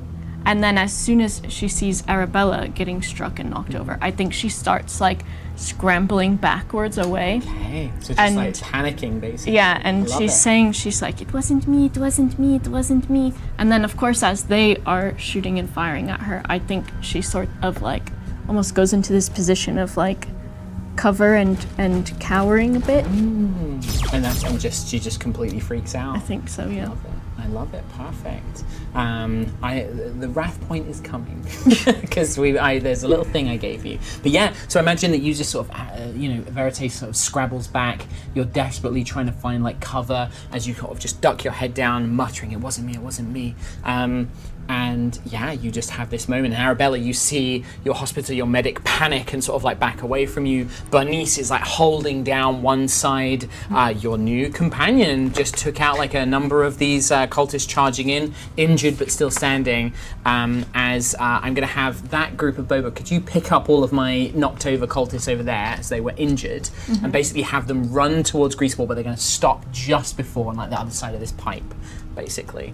New guys. Yeah, new guys. And then they're going to shoot at poor dear Greaseball. Oh. Bang, bang, bang. Not Ooh, Greaseball. oh no. I've rolled very well. High roll is in name, high roll is in nature. What is your defense, Greaseball? 3. 3. Well, I succeed. And then I also have a wrath critical, which I can shift for more damage. Oh, fuck. Oh, fuck. Now, you do not have the sister's protective armor. What's your resilience? 8. Oh, okay. Well, actually, you're okay. 8 points of damage, so you shrug that off. But that wrath critical is going to do something to you. Just all the pungent smell. The bullets can't the get bullets through. just, Oh. like, melt. Vicious vivisection. Target suffers D3 mortal wounds. Oh no. So you take 1 wound. So the bullets, you kind of manage to, your flat coat, you manage to grab some cover, your resilience shrugs off most of it, but one of them kind of punctures through your abdomen and you feel like something rip and tear as you take a wound from this heavy fusillade of fire, which leaves us with just Sister Arabella to act now. Okay. So I think I've been really, really hurt. Yeah. But I'm just thinking about how I brought my sisters down here and we almost died, and now it seems like we're going to die again, and I've failed everyone, and I'm doing it for the Emperor, but I've messed up. But the more I think about it, the more I think, no, I must be strong. I must believe in my faith. My faith will guide us. And I get this sort of and prise myself off the floor and scream, "For the Emperor!" I love it. Perfect. Stand yourself back up. Now, I'm going to remind you guys, on the other side of your character sheets, you do have abilities and talents and things like that as well. I have talents? Yes, you do. So, Arabella, you've stood up. You can still act, though. You are a close combat specialist. You have a chainsword and a bolt pistol. These guys are already in melee with you. That guy with the sledgehammer is sort of looming over you. Now, you can make one attack. You can make multiple attacks here. But there's also something called all-out attack, which means that you would get 2 dice to any attacks you make this turn, but then your defense is lowered on the next turn. Okay. So it's kind of like a real berserker, like, I'm just going to try and take out everything around me kind of thing. But then But then it makes you easy to hit. And I've only got 2 more wounds. So it's the tricky thing, right? Should I do one of my talents or my abilities? What one would you like to use? Maybe. Gain +2 to corruption. Maybe a righteous wrath. Righteous Wrath. Maybe. So, combat actions, spend your point of faith to gain +2 Wrath points. You can choose to give one to an ally. So your Wrath points are what you can use to re-roll all of your like failures and things like that. So you currently have 2 of them anyway. So you could hold on to that. Maybe I will. hold on to that one. Okay. I think honestly, just going in with like an attack here With my chainsword? and with your chainsword, and you could make 2 attacks. You could make just the one. What would you like to do? I will do 2 attacks. 2 attacks. Okay, so that's going to increase the difficulty a little bit. So I hope so. How many dice do you get with your chainsword? 8. Okay, perfect. Don't forget, you have 2 points of glory if you want to add more glory. I would like glory. Yeah, spend 1. Yeah. Perfect. So you get an extra dice. So you get to add an extra. Have you got enough? Sure you can. Right, perfect. So roll all of that, and we're looking for as many successes as we can get. Oh, there's quite a few 6s. Oh my god. 3 6s. 10 successes. 10 successes. Okay, so normal successes there, you got 1, 2, 3, 4 normal successes. Well, basically, because you're attacking twice, the defense of these guys goes up to 6. So you've definitely hit, and 2 of those 6s you can now shift. Now, in combat, you could turn them into more glory points for you and your team, but you can also use them as a chance to get even more damage. Even more damage. That's good. Perfect. So on your chainsword, what is the ED? +4. So you would now add 2 to that because of those 6s. So you roll 66. So roll 6 dice, and for every 4, 5, and 4 and 5, you add an extra damage. Oh no, it got mixed up with the other ones. Yeah, fine. Oh wait. Tom's on it. Oh wait, one of them did. One of them did. Well, they're all 4 and 5. Yeah, so there you go. When? Okay, so you got a 4, 5, and a 6. Now your chainsword has got the brutal trait, which means 6s add 2 damage. So you just add another 4 damage with that roll to your chainsword damage. That's how many? Oh, sorry. 4 more to your damage. 10. 14. So 14 points of damage, and you got a lot of extra a lot of extra successes there. So with that first attack, you bear the chainsaw down. You cleave through 3 of these guys in one attack. Just blood tears them apart. That was only your first attack. You get to roll a second attack. 1, 2, 3, 4, 5, 6, 7, 8. Yes, with the wrath die. Amazing. Oh no, bad. Oh, it's a complication, but that's okay. You've got a lot of successes. That was a 5 and it fell over. That was a 5. But a lot of successes. Yeah, so God, 1, 2, wow, 3. 4 6s. God, Yeah, that's so insane. 11. 1, 2, 3, 4, 5. So again, 2 of them you can turn into more damage, or you could get some glory points as well if you would like. Who do I have? I've got 2 left. You got 2 left. You're probably going to do enough damage. Let's I'll be get honest. glory points then. 2 more glory points. Perfect. So with the last of the chainsaw, however, you did roll a complication. Perfect. So as the chainsaw like bites into these last 2, the chainsaw gets stuck in their bones and their guts, and it is temporarily like dragged out of your hand. So you are temporarily disarmed as the chainsaw gets like pulled down with their bodies, leaving you without your melee weapon for now. But all of those guys are just completely ripped apart as you slaughter them. Yay. Perfect. Well, that is. Everybody's now acted, so we go to the top of the new round, but we're going to take a short break now. I just wanted to get to the end of the round of combat. Whoa. So thank you very much. We're going to continue raising money for Mermaids, playing Warhammer, Wrath and Glory. Will the sisters and their newfound friend Greaseball make it out of the Underhive? Will they be able to overcome the forces of chaos, the forces of hate that surround them, that want to see them dead? You'll have to join us in part 2 to find out. Take care. We'll see you in a break. Bye-bye. Bye-bye.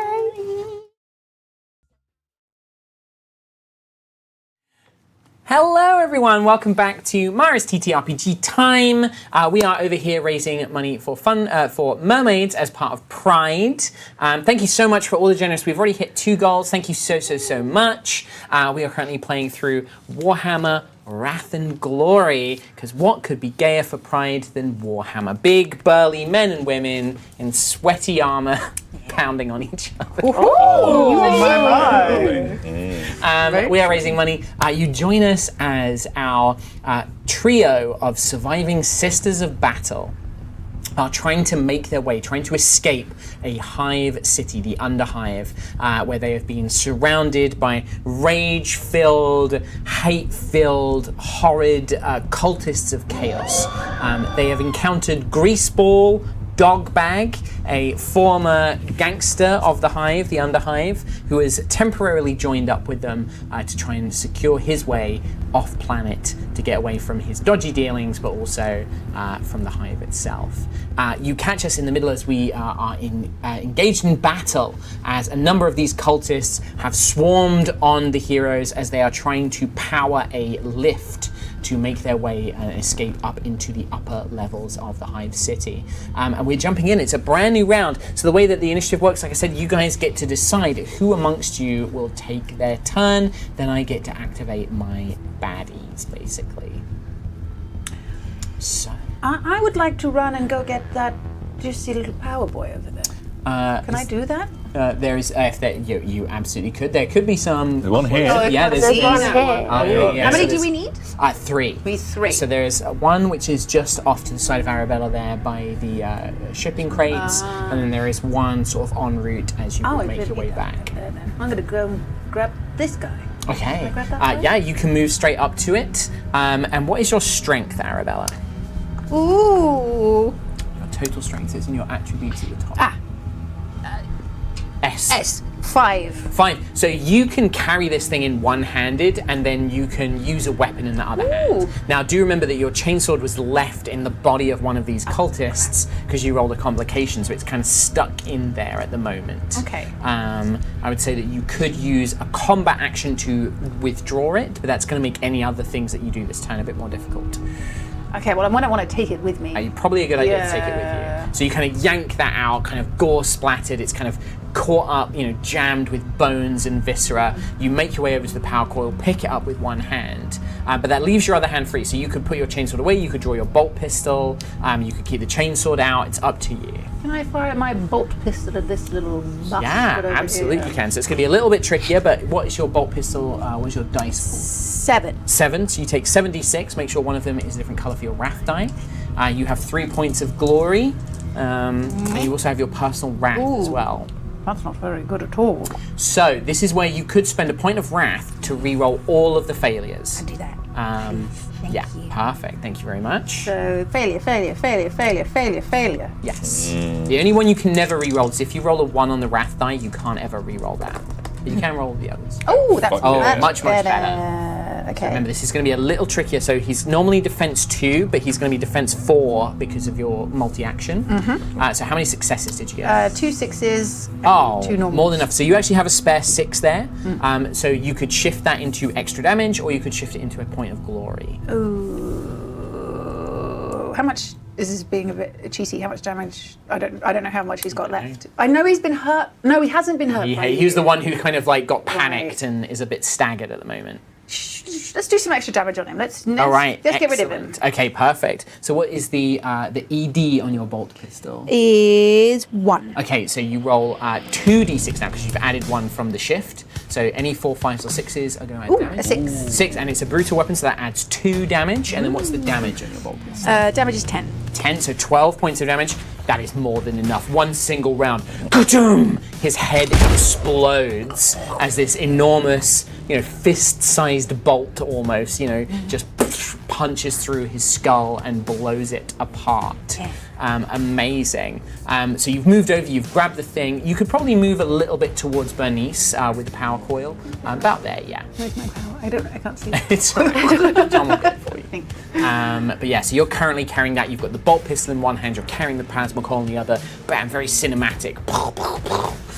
But that is going to be your go, which leaves us. I'm going to activate my guys. And poor Greaseball, I'm afraid to say that the cultists who are on the other side of that pipe are going to basically charge over it, and they are going to charge you. Not Greaseball. Poor Greaseball. And you see that amongst their number, one of them also has one of these giant power mauls as well. Ruh-roh. Ruh-roh. That's not looking good for you. Okay. Oh, so stinky. I'm going to spend a point on my ruin to reroll my failures. What? Because I want to see what I can do. I also got a 6 on my wrath die as well. So again, so that's going to be 1, 2, 3, 4, 5, 6. What's your defense? My defense is 3. 3. That's great. That means I can shift this into some extra damage. So this is going to be 3 with rending. So that is going to be. That is only going to be 6 points of damage, but with rending AP 1. So your resilience goes down by 1. Well, I've got resilience of 8 down to 7. Okay, so you still take no damage, but I did get a critical. Let's see what that critical is.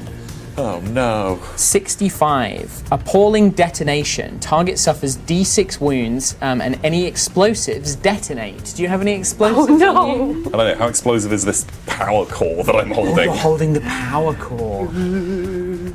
You are obliterated.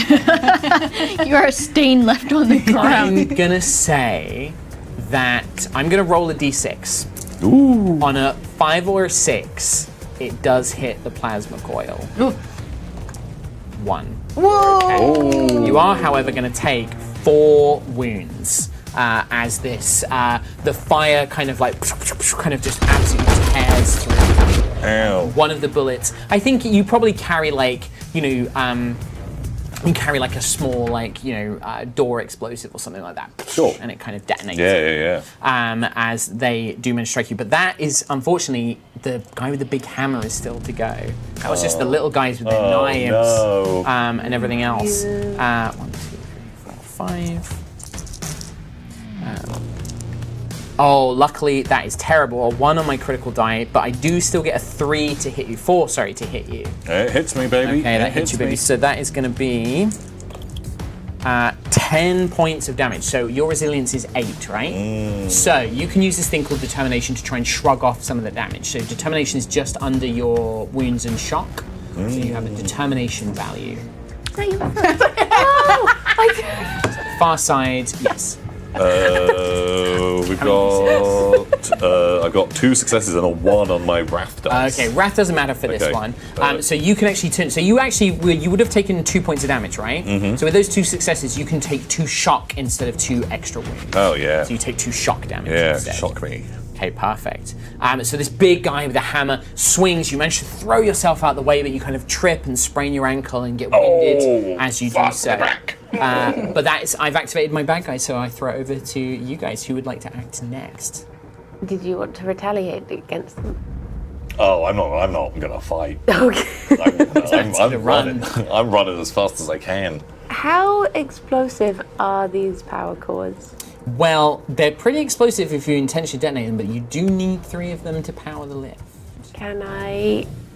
can Bernice run over, grab this one and throw it at them? You certainly could, but would you then have enough to activate the lift? There's one here. Sure. I mean, you do also have just a big flamer. I don't know, is that because they've got cover and stuff? Yeah, or is that I mean, you going, can definitely, if you want to throw the plasma coil at it and try and shoot it to blow it up, I love that. That's absolutely. Yay. Okay, so move your character over, grab the plasma coil, and then, so we're going to treat this like a grenade. So you are going to, you're going to find your ballistic skill on your skills. Ballistic skill. 7. 7, so you're going to roll 7 dice, including your wrath die. Oh. This is quite unwieldy, so I'm going to give this a modifier. I'm going to add 2 extra difficulty to this. So you need 4 successes.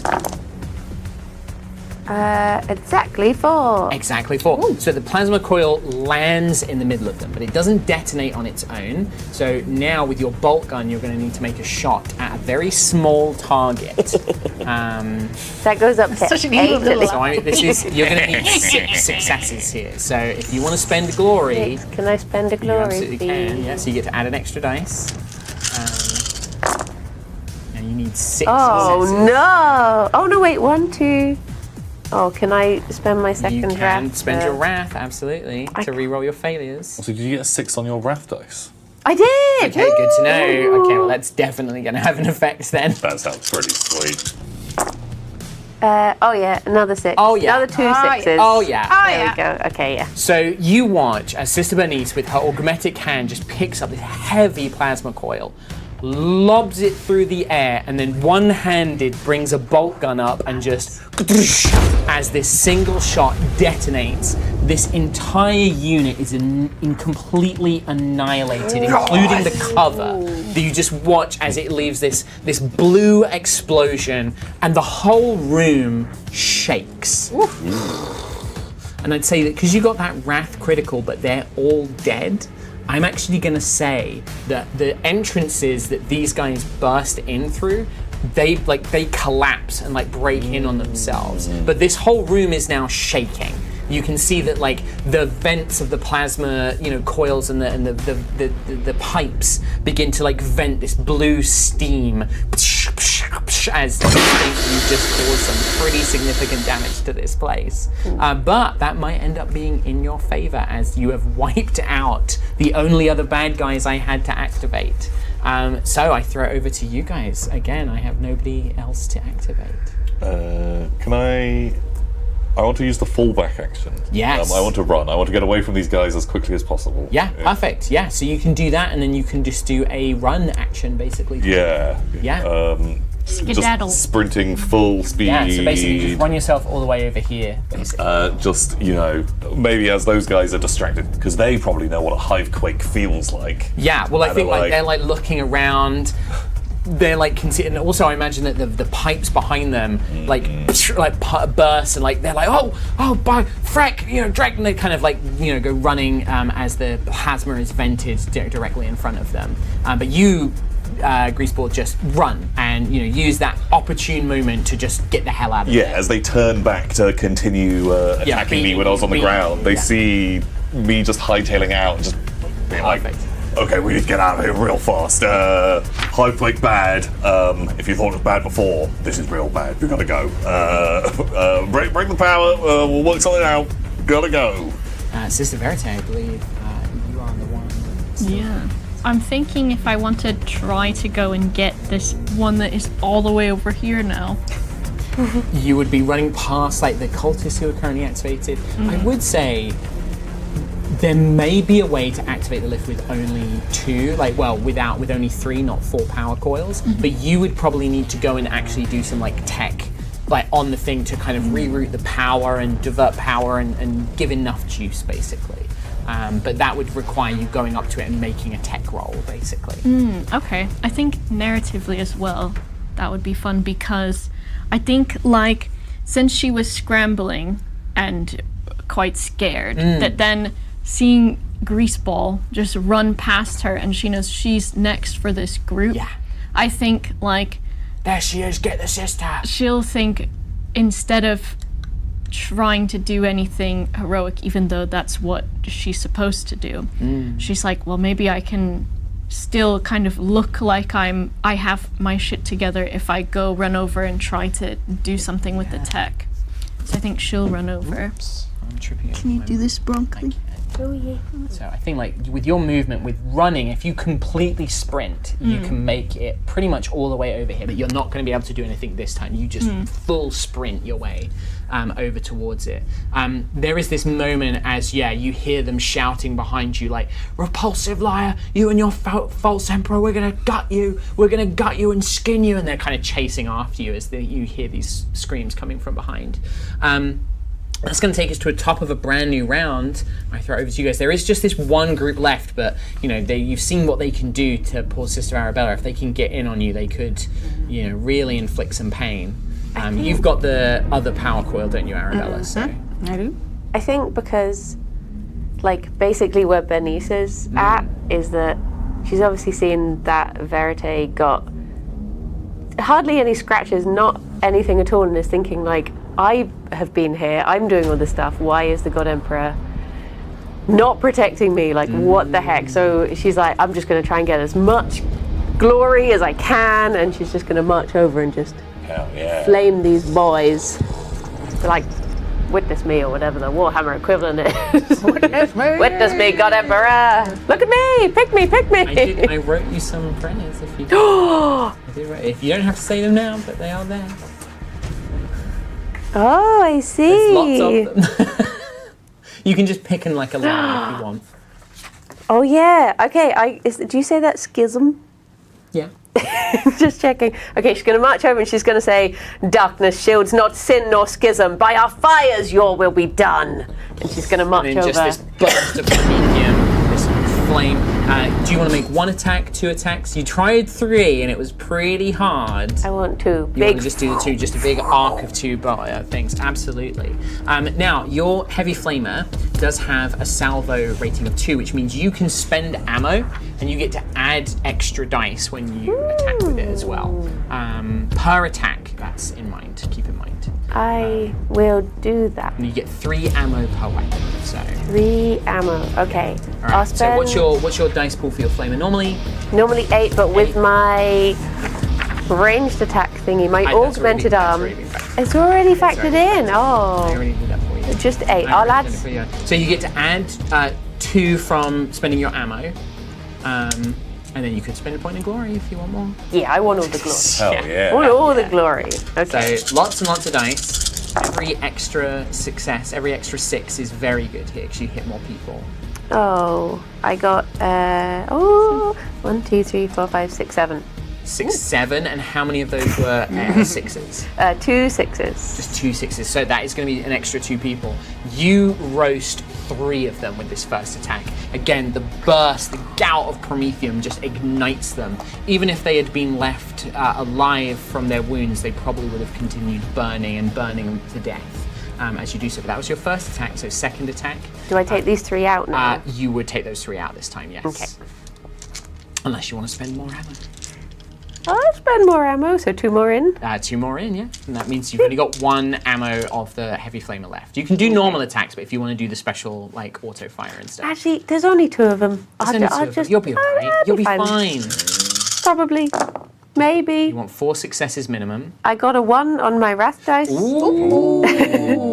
And I got 1, 2, 3, 4, 5, 6, 7. Oh, no, wait. 6. Yeah. You incinerate them, but I think what I'm going to do with that complication is you're so caught up, you waste fuel, and I'm going to make you spend a point of ammo anyway. No. So you've got 1 ammo left in that Prometheus. You burn through your reserves, gleefully just singing, praising, kind of reciting that prayer as you just continually roast their corpses long after they're dead, turning them into nothing but piles of ash. Sister Bernice just completely incinerates those who are left. However, this place is shaking. So while there is no more bad guys necessarily, I do want everybody to roll an agility roll. So you're just going to look at your attributes, which is the top column. You're going to look for the A, and you're going to roll that many D6. Bad. 3 successes. 3 successes, that is a pass. 0. Oh, that is a failure. 1 6. 1 6, that's 1 a failure. 5. 1 5, that is also a failure. So, the 3 of you guys are going to take 2 points of shock damage as pieces of debris, gouts of plasma steam, all begin to vent from like floor vents and everything else, kind of forcing you guys to just... Arabella, you are just confidently striding through, plasma coil in mind, dodging to the side as a piece of gantry falls behind you as you just confidently march. So we're going to stay in initiative as this place is now becoming a hazard for itself. So who would like to act next? Can I run and slam the power core into that thing? Oh, that's so cool. We need to get out of here pretty fast. This place. You see the plasma, the blue power kind of begins to coalesce as half of the service elevator seems to be powered. Okay, so as that happens again, I want another round of agility rolls, please, from everybody. Including Greaseball as well. Frick. Ooh, 3 successes. 3 is a pass. Is a pass. Nothing. I get Failure. 5 and 6. That would be 3. So you succeed. So poor Bernice, just another point of shock. Probably because you're closest to these plasma pipes. You know, you like bursts of steam kind of gout you, kind of cause you to leap back. Who would like to go next? So do we establish that just my power will be enough if we just... Well, Yes, yeah. Verite can do some. Verity's going to have to try and do some sort of tech roll, Okay, so I would like to. which Greaseball could potentially help with as well. Yeah, I would say if you sprint, you can make it. Oh, it fell off. My legs! My legs fell off. That's my sister about. Broke his toys. You broke my toys. What is it with you and legs? I just can't help but break legs. I just love to break them. But I put Put it in the wrong way. it in the wrong way. Well, I'm having a break. I will fix her. Don't worry. I will fix her. Lydia or the model? The model. I can't fix Lydia. Lydia has just to have lay to down balance the it. rest of them. You have to lay down. It's fine. I'm Just so leave it like that. Don't worry about it. It's sorry. fine. I've This got happens. big, strong hands. Two big strong hands. I mean, to be fair, clearly it must have been weakened for it to snap like that, so it's fine. You sprint over, holding this thing, but you're not going to quite have enough time to activate this thing. I'm going to say, rather than rolling another round of agility, I think because Bernice is the only one who's still out there and has to sort of make your way to the service elevator, I'm just going to have, you can take another point of shock damage, Bernice. But that's going to give you enough time to catch up with your team. So what's really going to matter now is, Verite, you start looking into the machine of this thing. Greaseball, you can see what Verite is doing as well, and you know a little bit about like hive machines, and like this is an old Mechanicus, device, but you've kind of learnt a few tricks to like get around the hive as you need to. So Verite, you are going to make the tech roll here because this is your idea. So you're going to roll tech, but there is an action called aid, which is you can help with skill rolls like this if you want to. Yeah. Cool. So Verite's going to make the roll, but for you, Greaseball, you're going to look at either, whatever is higher, either your tech skill rating, so not the total, but the rating, so the amount of points into it. So what was that for you? 2. 2. And what's your intelligence? My intelligence. 3. 3. So you roll 3d6, and you get to count any successes you add to Verite's roll. Okay, cool. Yeah, so I fiddle like with the pointing knobs out, like, on no, this. no, not on that this. one. Yeah. Yeah, like I try and match the power ratios. Yeah, and love it. So you roll that, and then you're going to roll tech, Verite. If I have 6, is it with a bad guy? It is with a wrath die as well. Do I need a wrath dice in this? No, not for aid. I don't think you do. Got. Ooh, 3 successes. Extra 3 successes. I got all but 1. So 1, 2, 3, 4, 5, 6, 7. 7. So with another 3, so 10 successes. Between the two of you working together, Verite, you speak some prayers, to the God Emperor. You know that this machine was once blessed and was once attended by the priests of Mars, that they praise the Omnissiah. And you don't really know what you're doing. You've learnt a little bit about tech. You know how to work the tech that you're given, the sanctioned thing. You know to speak the holy prayers, to use the holy incense to appease the machine spirit. But this is an old machine, and the spirit is ancient and forgetful and does not seem to know where it is. But then something just tells you, touch this dial. It almost just seems to draw you to a dial kind of hidden way at the back. And you've never seen this dial before, Greaseball. You just don't even seem to, you're like, what is she reaching for? And when you touch it, the machine thrums to life and power surges through the service elevator, and you manage to activate it. All of you jump onto the service elevator as it begins to creak and begins to rise as plasma begins to burst through from these pipes. The whole old foundry, this whole plasma generator seems to be falling apart. Probably not enough to take down the whole spire, but certainly this is going to cause some catastrophic damage to this level, basically. As you hear the roaring flames and explosions below you as this elevator begins to creep up, up, up. And you are riding this elevator for some time, giving you a moment of respite to chat, to potentially try and attend to some wounds, whatever it seems to be as it... Have a lie down, maybe? lie down as necessary. What sort of thing can shock be decreased? And what happens when you reach your maximum? So when you reach maximum shock, you start taking wounds instead, as it represents your trauma. You also become exhausted, which is a condition. Oh, okay. But yeah, you can do things. So you can treat wounds for each other. You can actually try and use medicine to try and heal each other. You also have the sisters. You carry the Rule of the Sororitas, like a prayer book. And if you spend a rest reading from it, you regain D3 shock as you calm yourself with holy prayers, basically. I'll do that one. Okay, so roll a d6, and it's basically 1, 2 is 1, 3, 4 is 2, 5, 6 is 3. 1. So you get 1 shot back, I'm afraid. How much damage have you taken, Lydia? 6 out of 8. Ooh. Yeah. I think I will try to heal you then. And then I have loyal compassion, so I get a +2 on my Medicae. Yeah, because this is a rest, Boba, and because you're training Medicae, you can actually just restore wounds to somebody directly. You don't need to roll for it. Okay. So your Medicae rating, so not the total, but what's the Medicae points before the total? It's 4. 4. So you can just give 4 wounds back to Sister Arabella. You don't need to make a roll for it. If you want to like do another roll to try and mend her more, you can do that as well.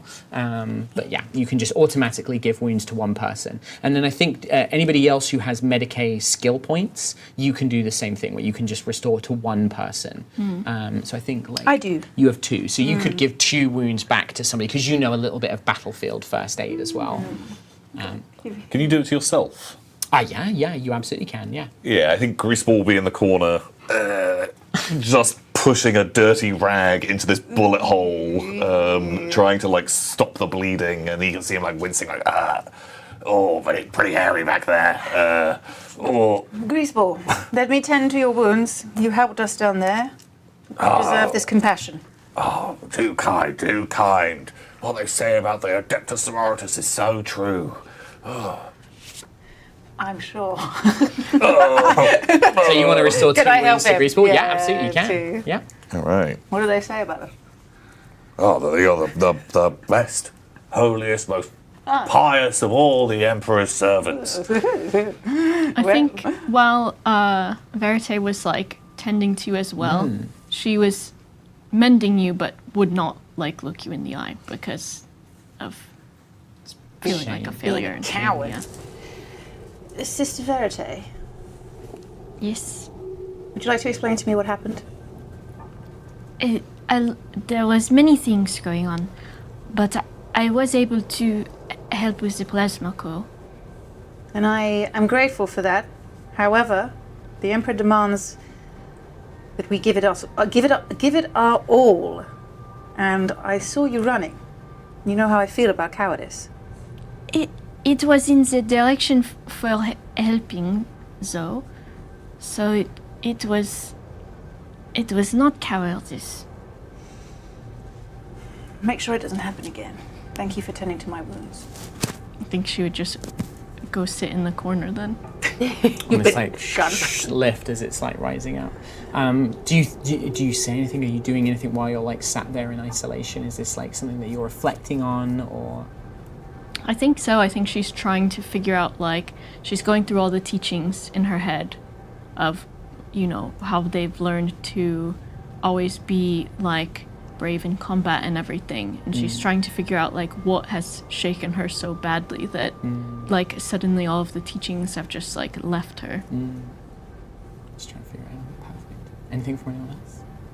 I think Bernice is just in the corner, sort of trying to read through those things, get rid of that shock, but at the same time her eyes keep on darting to Verite and also to Greaseball, and just sort of thinking, why did we all get out when I did so much, and yet we've all been saved? Like, what's happening here? Why is this was not glorious? Neither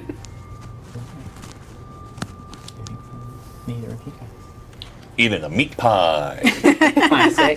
Just pie. You've had your wounds mended. You've got a lovely meat pie. also can clearly read that they're like, oh, there's a vibe in the air, and also knows that I feel like you guys are going to turn on me at any moment, and so just trying to not put his foot in it and just eat a meat pie. Love it. Love it. The lift rises for some time. You know, you're on here for maybe just over an hour or so. This uncomfortable silence kind of descending down. The sisterhood fraying perhaps a little. But eventually it comes to rest. And the tone of the rooms has changed ever so slightly. There is still rust, there's still grime, but nowhere near as dilapidated as the levels that you've just come from were. Greaseball, you would know that you're now in the sort of lower half of the lower city. So you're no longer in the underhive. You're actually in just the really, really poor low part of the spire itself. You're above the surface, technically. But this is still very much a poor, ramshackle, very poorly looked after space. And you see that stenciled onto the wall of this short corridor that sort of leads from this service elevator that would have once taken workers down to various levels. You see HAB 92 stenciled everywhere. And as you emerge from the corridor, you appear to enter what appears to be a sort of very worn down market. You can see like greasy tarps have been formed into loose tents. Sort of broken old HAB buildings have been turned into rudimentary shops, a butcher's, but it is things like rats and mutated, cloned meats and things like that.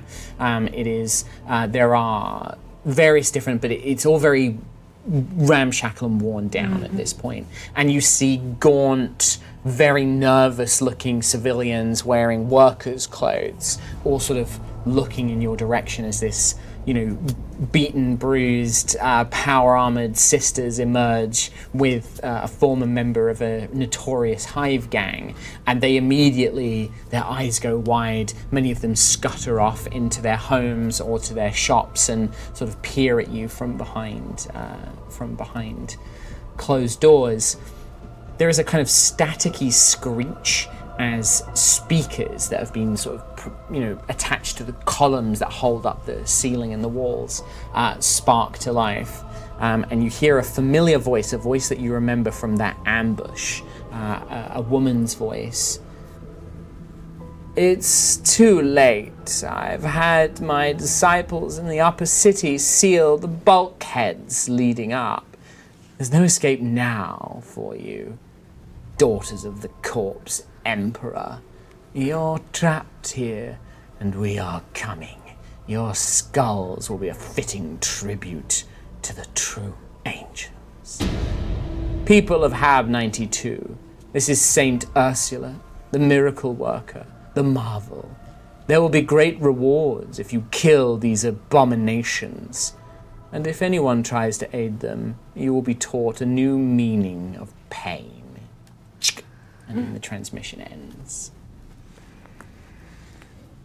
What would you guys like to do? What's the general vibe of who's left around? Yeah. Dubious. It's very much unsettled. Everybody's sort of looking in your direction. Nobody's taking immediate action. Nobody's running out to try and kill you. But there is, I don't think you even need to roll to sense that there is an incredible amount of fear present here. Fear of you, fear of this Saint Ursula, fear of their higher-ups, whatever it happens to be. These people do not want to be involved and are actively trying to just pretend that they haven't seen you, hoping that perhaps that'll be enough that they can just sort of say oh, well, we didn't see them, or oh, we locked ourselves inside, kind of thing. All right, leave this one to me. And I think as I want to shoot one of the speakers nearby. Easily done. It kind of bursts into sparks as your las pistol kind of fries the system and just. Nobody worry. That Saint Ursula, what a piece of shit. What's she done for you? Look, these are the Emperor's finest, and they've already killed hundreds of her lot. So we're coming through here, and if you want to be added to that pile of bodies we've already left behind, not only do you have to answer to me and the tunnel flies, but you're going to be answering to them. And I don't know about you, but they scare the shit out of me. I love it. Give me an intimidate roll. This is going to be the Intimidate skill. I love it as you sort of call out to all of them. You can see a few people sort of poke their heads up listening to what you've been saying, but yeah, there is an audible sense of uncertainty in the air. Is there a way I can weave this into a cunning instead? Well, what if? Because can I add my stats because I could add 2, and I can be doing like flexing. Well, I'm going to say the that mechanical arm. The wording you chose was very much a like, you better let us through, or they're going to kill you, which I'm going to say is an intimidate. But if you want to use the aid action, you absolutely can, Bunny. So you can roll 2 if you have points in intimidate. 3 success. 3 successes, so you get to add that to whatever. 1 success and a red one on my raft. So 4 successes total with Bernice's help.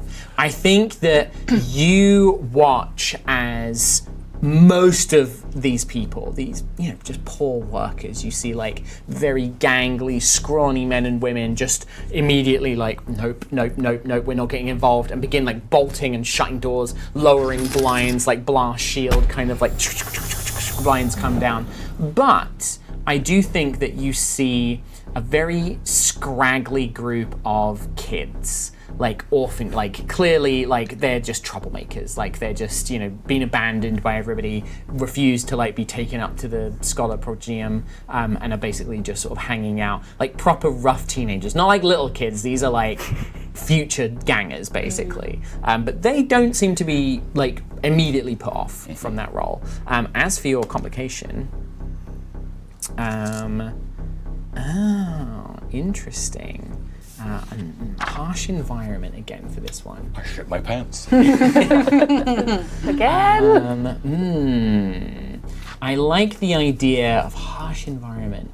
I like the idea that what you do see is maybe some of the more wealthy looking shops, not wealthy looking, but the sort of more put together shops. One guy is just like, no, I've none of that business around here, and they pull on a thing and a little sentry gun kind of, and it like locks onto you and is like looking specifically at you, Greaseball, and this little sort of sentry turret is basically pointed in your direction. It hasn't shot yet, but Is the guy stood there? he's like in like a shop with like a, like when you go into like an arm shop and they've got like the little window, he's like slid it and he's like watching what's happening. But it definitely seems that if you were to antagonize more, perhaps they might turn on you. Right, so I think we've got. We'll be able to get through here, but the locals. Don't worry, they all know me. They love me around here. Number 1 best guy. Ask anyone, and they'll be like, Greaseball dog bag, best guy in town. There's a guy in the background that's got a shirt on that just says, it's got like a symbol with a no through it, and it's got your face on I think in loads of the stores you can see like banned from establishment, Greaseball. local No thief, Greaseballs allowed.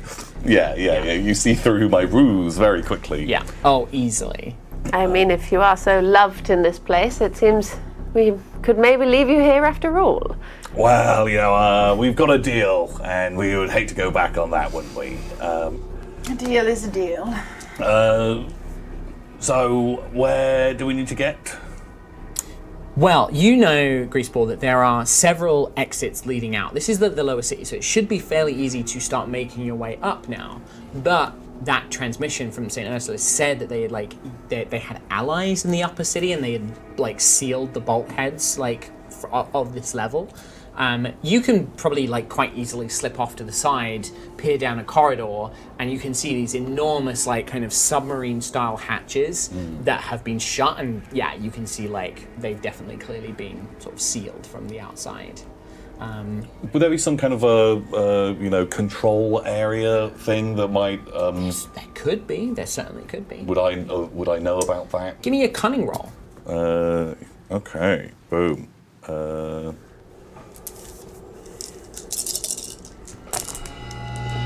Oh, that's a lot of 6s. 8. 8. Okay, I was going to say difficulty 5 on this. So with that, if you wanted to, you could also shift some of those 6s to ask me additional questions. I would say that there is absolutely a control center, which it's like an emergency system. So in case that there was an emergency on this level, there's and the bulkheads were sealed, there would be an emergency override that would be able to be accessed. But that is behind a security system, probably has combat servitors that protect it basically. Right, okay. Huddle round. Don't get too close. I do shit my pants. So they've sealed all the exits to this place. Absolute nightmare. But a deal's a deal, and old Greaseball's going to get you through. Luckily, I know where the security override is. And can I shift a 6 to make the results of the test better by saying, so my second cousin, Dog Grease Ballbag, he actually works there. He's got a real job, left a life of crime behind him, and if we can get to him, he'll get us out of here lickety split. Might have a few minor complications along the way. Maybe you have to deal with that. You're the muscle, I'm the brains, you see. I say we do this, sisters. It's the only option we Certainly have. is a plan. It is a plan. I'm happy to go with this plan. We can defend ourselves. We have the strength. Yeah. We have the Emperor's glory on our side.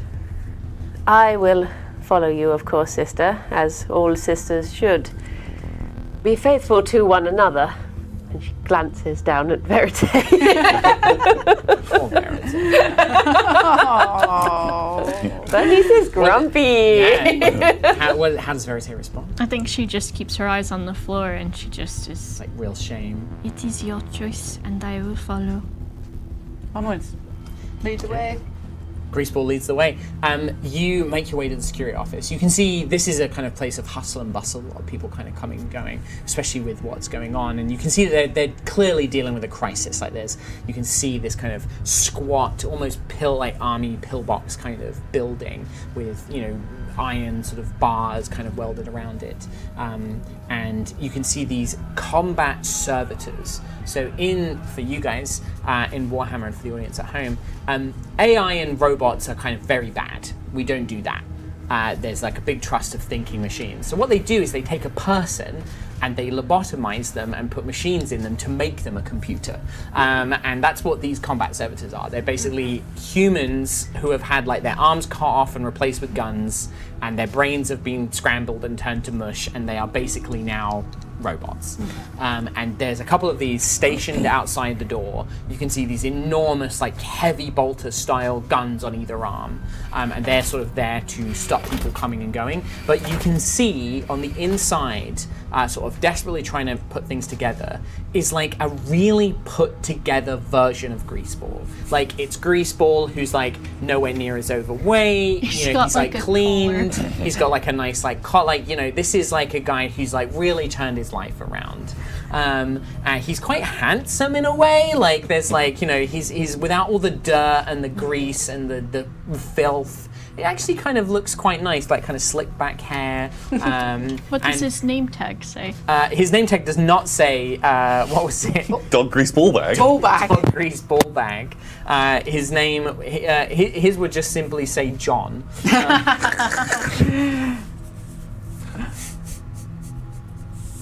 And that's what you see.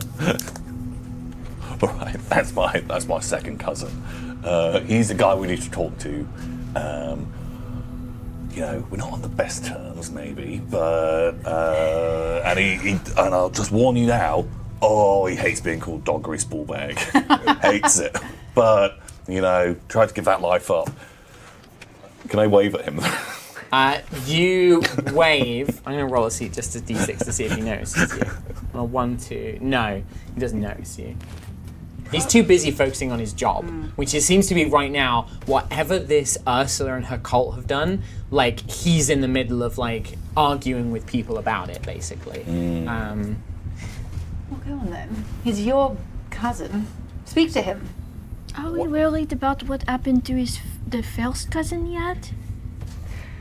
I'm sure this sort of level of person is always getting squashed and blown up, and we shouldn't bother ourselves with He's that. already gone through one cousin. This is the second one. The first one, eaten by Ripperjacks. Nightmare. Up in the vents, cleaning away, devoured. Oh, terrible. All right, I'm gonna do my best. Cover me. And very, very slowly, with my hands up, like walk towards, kind of trying to test what is the perimeter line that's gonna. Yeah, as soon as you get within, I would say like 6 meters or like probably like 10 meters, you see these servitors just their eyes go red. Stand back, citizen. Do not approach. You are not authorized. Does that trigger any kind of like alert or alarm inside? I think that it definitely there's like that causes enough commotion where like you see John just looks out and he's like, oh no. I give him a little wave. No, I told you I don't want anything to do with you. I left that life. Like, get out of here. I told you I don't want anything to do with that anymore. Look, it's not for that. Actually, I'm here to fix all of your problems. No, you don't fix anything. Look, Stephen, you don't fix anything. You just ruin, you just break. Like, you broke the family, like, you broke everything down. You and that gang of yours. Look, you look like you're dealing with a bit of a crisis right now, am I right? Yeah, I am, yeah. And a crisis. And where are the sisters in this? Have you like moved away from them separately? I think, yeah, like have kind of told them to like leave it to me to like approach this. Okay, so he doesn't know that you're with them just yet. Right, so you've got a problem with that Saint Ursula, have you? Well, that Saint Ursula is hunting the people I'm with, and all you need to do is open a door, and I'll get that problem out of your hair. We'll take it over to Hab 93. Those fucking dickheads. If we help you, and Ursula finds out, she'll kill everyone on this floor. She'll kill everyone here. She'll never know it was you. She'll blame her goons. You've met those guys, bunch of numbskulls. Give me a persuasion roll.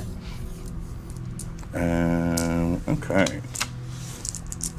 Now you are on your own here, so no one can really help you on this one. You do have a point of glory left. Am I allowed to spend it? I thought I'm on a sister. Oh no, glory's for everyone. Glory's for the whole team. Oh, goodness. Yeah, glory's for the whole team. You get to add an extra dice. Sure. Let me spend that glory. Chat, we're getting closer to the next goal too. Oh, that's true. Get another roll Which on the will table. add something for us to deal with. Or a nice gift. Oh, yeah. I could do with a nice gift. Oh. Okay, I've got 4 successes. I do have another 1 on my breath. Oh, God. 4 successes. I think that this is going to be one of those, like, I want to say yes, but this is going to be a yes, but. Okay. And I think that, well, hang on, let me see if the table gives me an idea. No, we've had that one, that's boring. I think past problem is much better. He looks very sadly at you, and he's like, listen, I can maybe open a door to get you out of here, but I can't have it coming back to me. I can't have it coming back to me. You've got to... I will give you the access codes. You go to the door, you break in. I can't open it for you, but there is another way. A way that doesn't involve me giving you the codes. There's an old church here on the floor. There's an old church. It's abandoned. Nobody goes there anymore. But I've always heard that there's a relic of some sort there. Maybe that could happen. They said that it was from the Mechanicus when they used to be in the foundries down here. It's worth a bob or two. Maybe, but it also might, it might be helpful to you right now. But I can give you the access code. All right, give me the access codes. It'll be great. They'll never know you're involved. I'm not at all. opening it for you. I'm not opening it for you. Don't worry. Oh, look, we'll take the access codes. Stephen, I swear to the God Emperor, you will get everyone here killed. No, trace it back. No, they'll never know it was us. Right. They'll never know. He throws you a data slate, kind of frisbees it to you. Try to be really cool to catch it, but it just clearly drops on the ground. Oh, yeah. The servitor's tracking the whole time, like...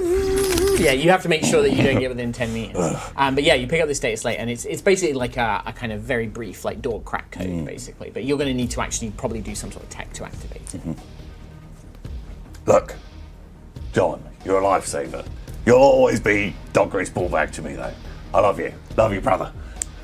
He just shakes his head. It's like, get out of here before I have the services rip you apart. Oh, don't have to tell me twice. See ya. You scurry away. Yeah, caper off. Anything for the sisters? Meanwhile, Greaseball's been dealing with these shenanigans. He's been doing his comedy acts. Yeah, I feel like I'd just be watching. Yeah. Just watching this in whole sort scenario. Of just a bit of horror. Just this man disgusts me, but relief to see that he's got. But he's incredible. Well, I think as you're incredible. watching Greaseball, two of these like orphan kids kind of approach, probably Arabella actually. I shoot them. No, sorry.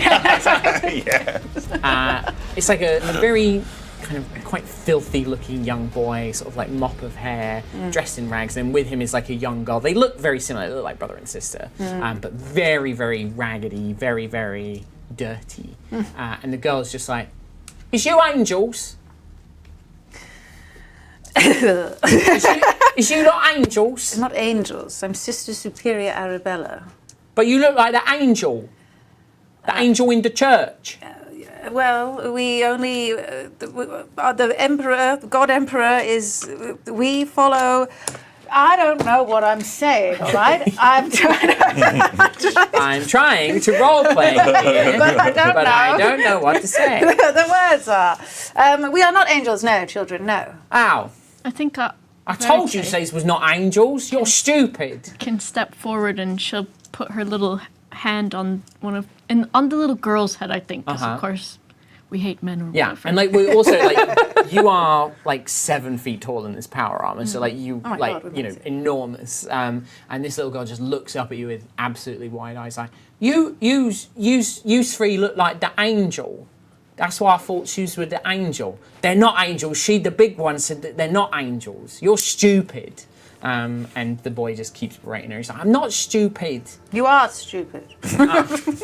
Sorry, I don't know. I don't want to become really horrible. You just can't help it. I just don't feel love. I think I'll say to her, you said the angels in the church. Yeah.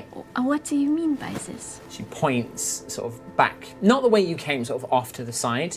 That way, there used to be a church, but it don't have stuff in it anymore. No peoples go. The people shut it down. They said no more, and they made the statue fall down. But it's still there, and we can see the wings. The wing. The wings. But it's just down there. I'll look at the rest of the sisters. And it sounds like something worth checking out. It's the angels. Yes. Once Greaseball gets back. Rot bag. Greaseball. My third cousin. Greaseball's not allowed on Hab 92. He's banned. Why My is parents always told you, don't trust the Greaseball.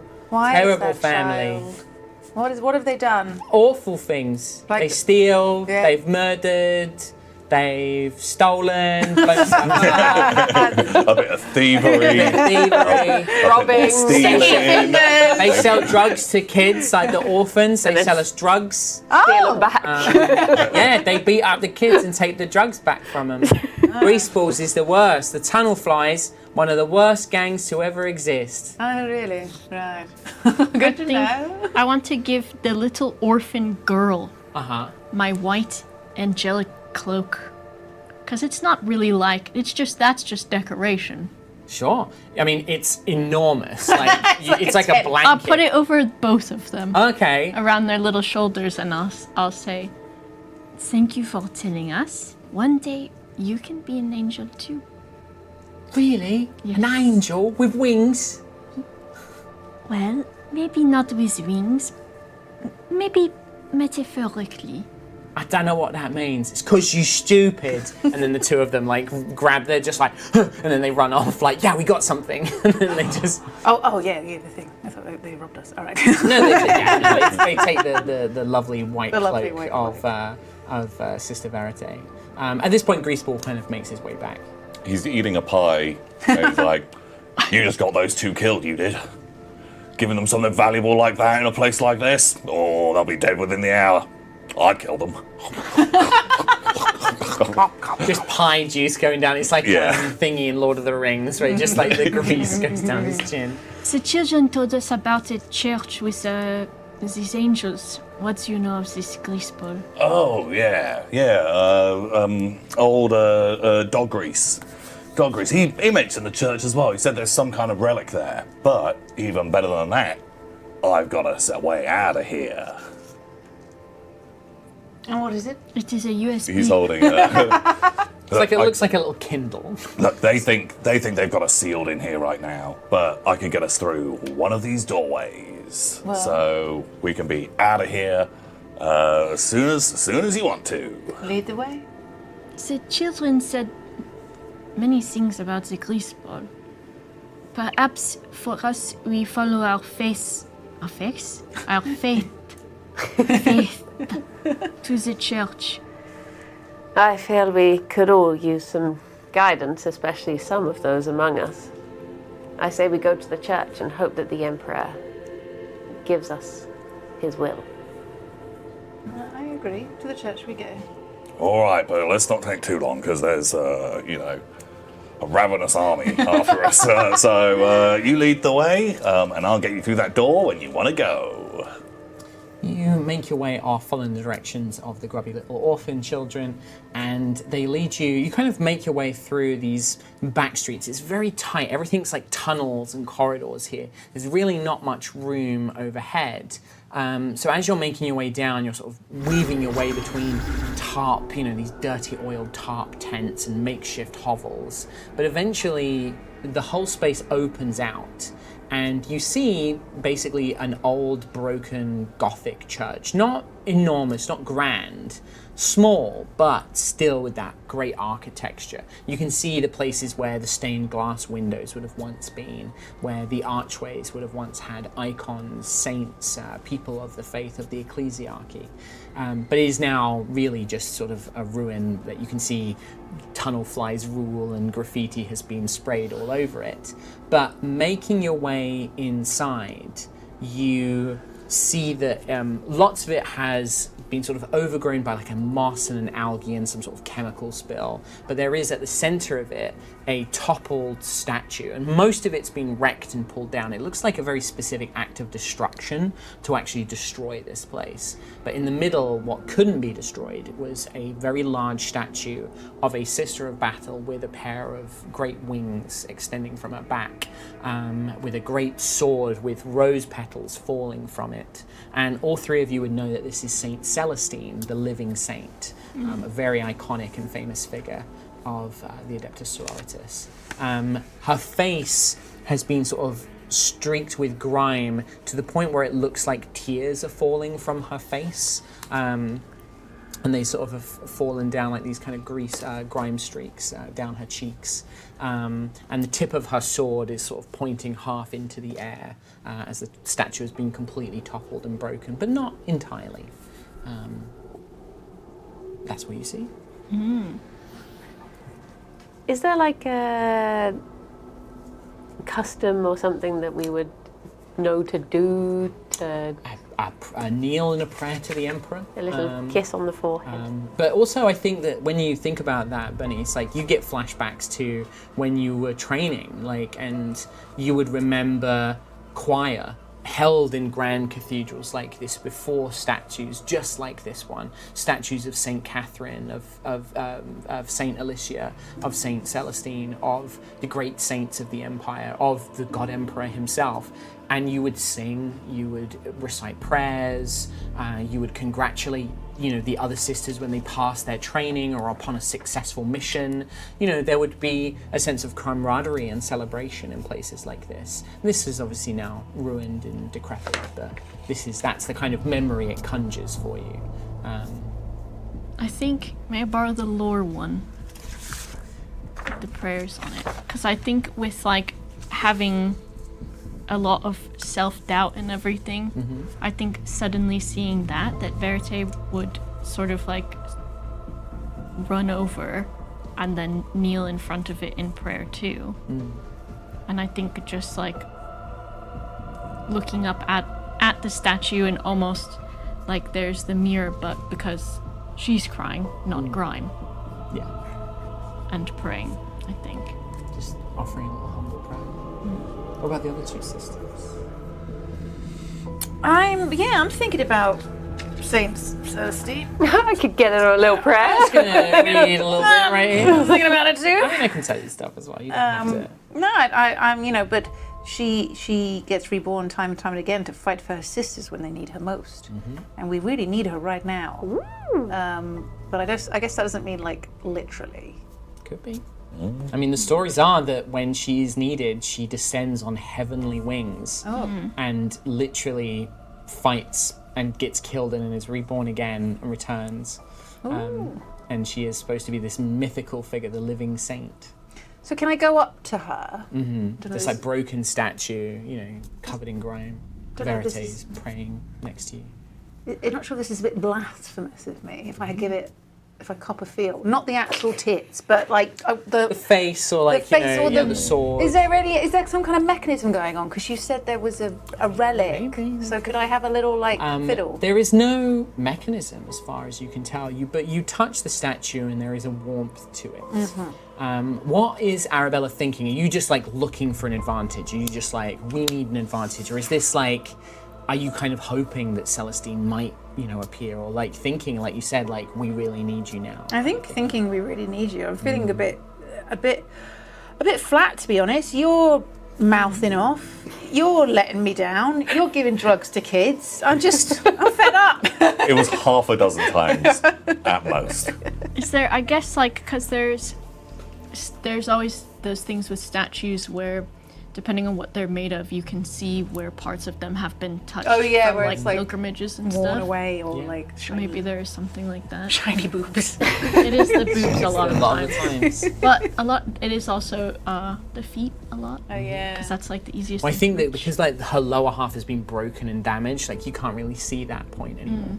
But as you reach out and you sort of touch her cheek and you're thinking like, we really need you, like this is bad, my sisters, you've lost so many, surrounded by the enemy. There's this moment where Veritas praying. And I think we see this from Bernice. You're sort of stood back, like watching these two. What's going through Bernice's mind right now? I think Bernice is just having this sort of crisis of faith in that's like the visuals of it are really summing up how she feels with this like decrepit statue, thinking the faith inside her is crumbling, and here's this visual representation of the crumbling faith, and she's just sort of on this precipice of falling or trying to rally herself to back into the faith. As you touch the statue, Arabella, and you think, there is this strange sensation of, for a moment, you think you see the sword, the stone sword that Celestine's holding. You almost imagine that it turns gold, and the rose petals turn white and they fall to the ground. And a voice almost seems to call to you like, I am here. I am with you. My strength is your strength. And you feel that voice in your head. At the same time, Bernice, you see the sword glow, and you see Arabella's chainsword glows in that same light, just briefly for a moment. And then you also notice something else. There's like maybe it's a small rumble from the plasma generator that you destroyed earlier. Not quite a full quake, but there's enough of a rumble that something on the wall dislodges. And you see that sort of buried beneath ivy and dirt and grime was the holy cog of the Adeptus Mechanicus, the symbol of their order. And as the dirt and the leaves and the stone crumbles away, you see that there is actually an outline of probably what would have once been a door there, basically. And you see that at the same time. Bernice is going to approach it, and is it something that I can take? The doorway itself, it's like a full-size doorway for design, almost for a sister. It's like a doorway, like designed for a sister, basically. Like it's 7 feet, 8 feet tall. It's definitely not designed for a person. Okay. And you brush away, and there's an old palm pad, like an old data slate, bioregistry, that seems to have power. Ooh, Can I take off my glove and put my hand to it? As you do so, there seems to be, you see like a scrambling of code, binaric, beep, beep, and the door only half opens, whatever mechanism is old, and gets stuck. But you can see within, you see that there is some sort of, forge or workshop. It looks like the kind of place where a sister would go to have her armor put on, because your armor is so technology and heavy, you don't normally put it on yourselves. It's normally put onto you by servants, which normally includes a priest of Mars. And you see, it looks like one of those. It looks like an arming room. And it looks empty, but you catch a glimpse of something metal resting where the holy armaments would normally be found. Can I use my big mechanical arm strength to... You kind of pull it aside, and this place has been abandoned. It looks like whatever was here was long ago taken, but something has been left. And you see it's almost like a flat disc with a handle emblazoned with the fleur-de-lis of the Adeptus Sororitas, and written in words around it reads, "In fire and flame the heretics will purge, let his will be done." And this is a melter bomb. This is like a powerful, very powerful explosive that can be mounted or attached to something and detonated to pretty spectacular effect. Perfect for someone who just exploded something earlier. Is it something I can pick up Yeah. and take back to the It's others? like hand-sized. It's like you could grip it like by the handle and clip it to your belt. It's designed to be carried by a sister of battle. It's normally used to bring down things like tanks or like armored fortifications and stuff like that. It's pretty potent. I'm going to... Bernice is going to pick it up, carry it back into the other room, place it down in front of the statue, and then kneel down next to Verite and just sort of put a hand on her shoulder and just say, "I would perish for you, my sister." Aww. And then be like, "Bomb." Bomb. So Verite, you are unaware of this until Bernice like touches your hand, things like that. Arabella, what are you like? You hear this voice in your head, and then it fades away. Like it kind of, it's almost you. It's like, did you imagine it? You're not quite sure. I feel rejuvenated. I feel like I'm ready now to end this, to move on and put an end to all this. I was feeling a bit weak, a little bit confused, a little bit depressed with you. But now it's given me like a bam, Ready to go. let's go, boom. Perfect. So, anything from, or are you guys just gonna make your way? I think we make our way. I'm trying not to Make cry our in way. real life. So yeah, I mean, with that, like you gather up your things, having had this brief moment of spite, this rejuvenation of faith of bonds, and Greaseball, you lead them to one of the access doors that you now have the code for. Doesn't take you much. The access code, you don't need to make a roll for it. You've got the code, beep, beep, beep, beep, input that in, and indeed it does. It unlocks it basically overrides the seal that's come from the city forces above, and you are able to lead the team out into a stairwell that begins to lead up. You traverse. It doesn't take long. You sort of head up a few flights, and then you hear, probably from that tannoy system back on the level you just left, you hear this unholy scream of rage. It's like kind of fades away as you make your way up, as Saint Ursula has obviously learned that you've managed to bypass whatever blockade was in place. But you have an advantage. You have speed on your side. You make your way up, and eventually you come into what would have once been a supply depot. It has a large landing pad, and it looks like the doors to the side of the hive actually open up, and there is attached to the side of it is what looks to be like a comms array, a tall antenna with a satellite dish. It looks busted, it looks broken down, but it does look like it has power. The rest of this entire zone is pretty much abandoned. This is like a large section wedged into the side of the hive, but this looks like the kind of place that you probably could, if you could repair the comms unit, make a call, and it's the kind of place where transport could come and land potentially as well. However, there are also various entrances and exits, and you will obviously imagine that as soon as you put the comms out, they will know where you are. I'm going to give you a minute because I have to reset the board. Okay, well, Look, I've got you to where we need to be. You need to phone up your friends because I'm a little bit worried that we're going to have some company real soon. I can have a little tinker over here. Maybe get Sister Weepy over there to come and help me because you were really good on that previous magic dial machine downstairs, and we can call for help and be out of here in no time. yes, I do believe that sounds... I'm feeling strong, I'm feeling powerful, we're going to do this, we're going to get the hell out of here. I'm happy with that.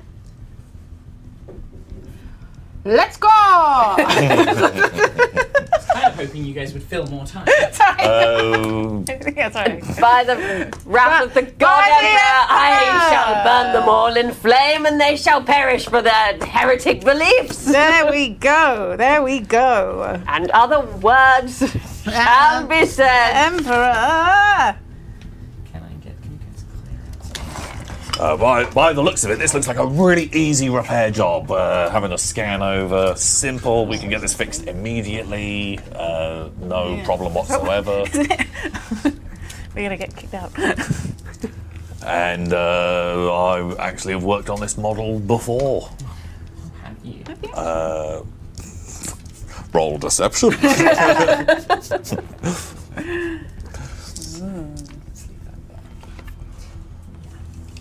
So, what you guys...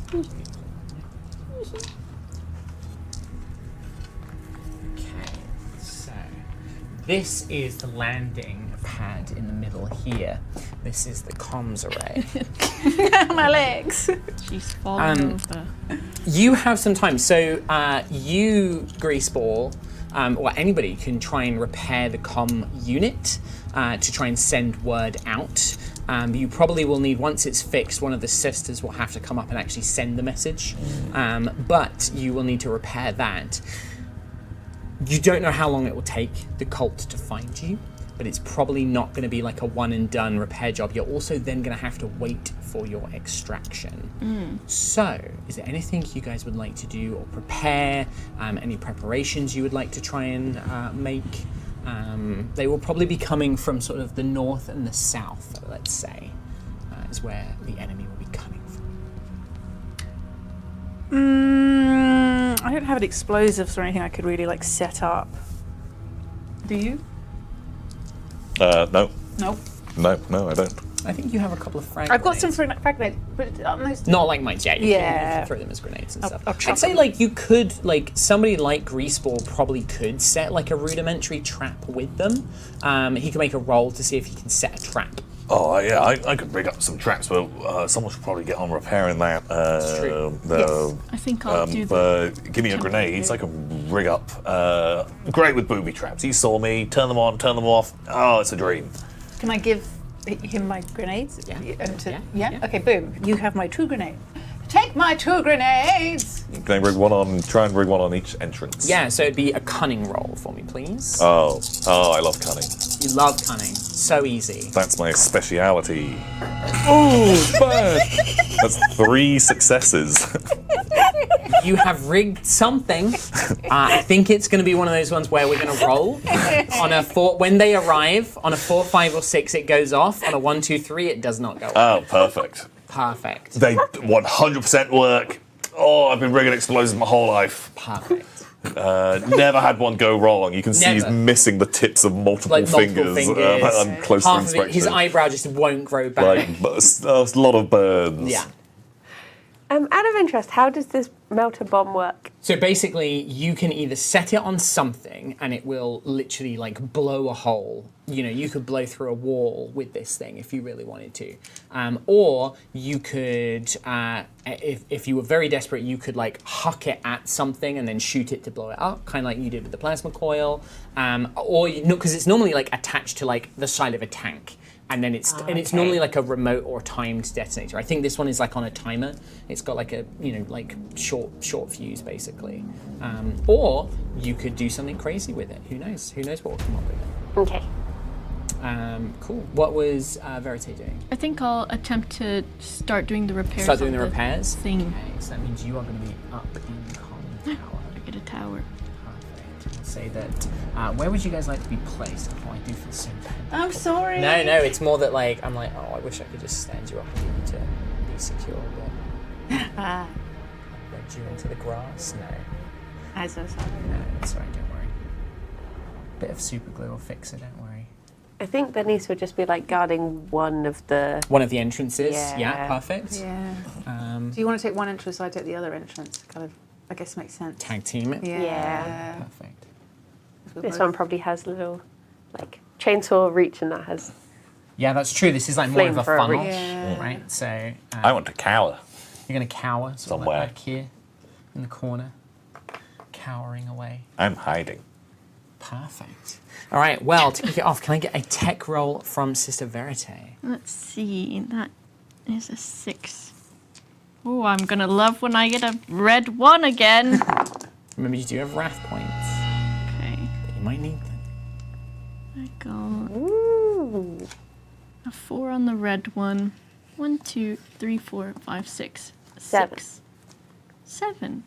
7. Fuck 7. yeah. Hell yeah. You make. So, do you have any 6s in there? 2. Yeah. So you could shift one of those 6s to complete this faster if you want. I would like to do that. Okay, so you begin working, Sister Verite, and again, the machine spirit here seems to respond really well to you. It just seems to understand its purpose. It's been lost, it's not been used in so long, and it's almost playful. It wants to, it wants company, and you have to convince it, like, no machine, like, we need you to activate, and you offer it the sacred prayers, and eventually by adjusting a few of the sliders, you do manage to get it, and you begin to dial in on the signal, but it's going to take you maybe another sort of like moment to actually send out a full signal.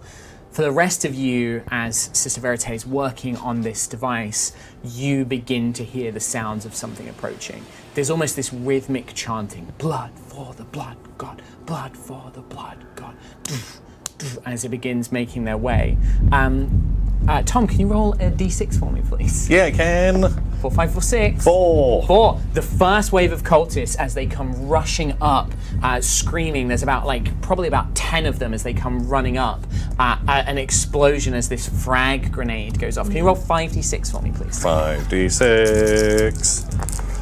Ooh, that is 5 successes. 5 successes. My god, that's going to make the damage of the grenade 10 damage. Kaboom! Now, with their resilience of 4, that is enough, as 6 of them are blown to smithereens. As the survivors manage to... Oh, perfect, thank you very much. As the survivors manage to come running up from the other side. Can you roll another d6 for me, please, for the other side? 4. 4, same thing again, roll 5d6 for me.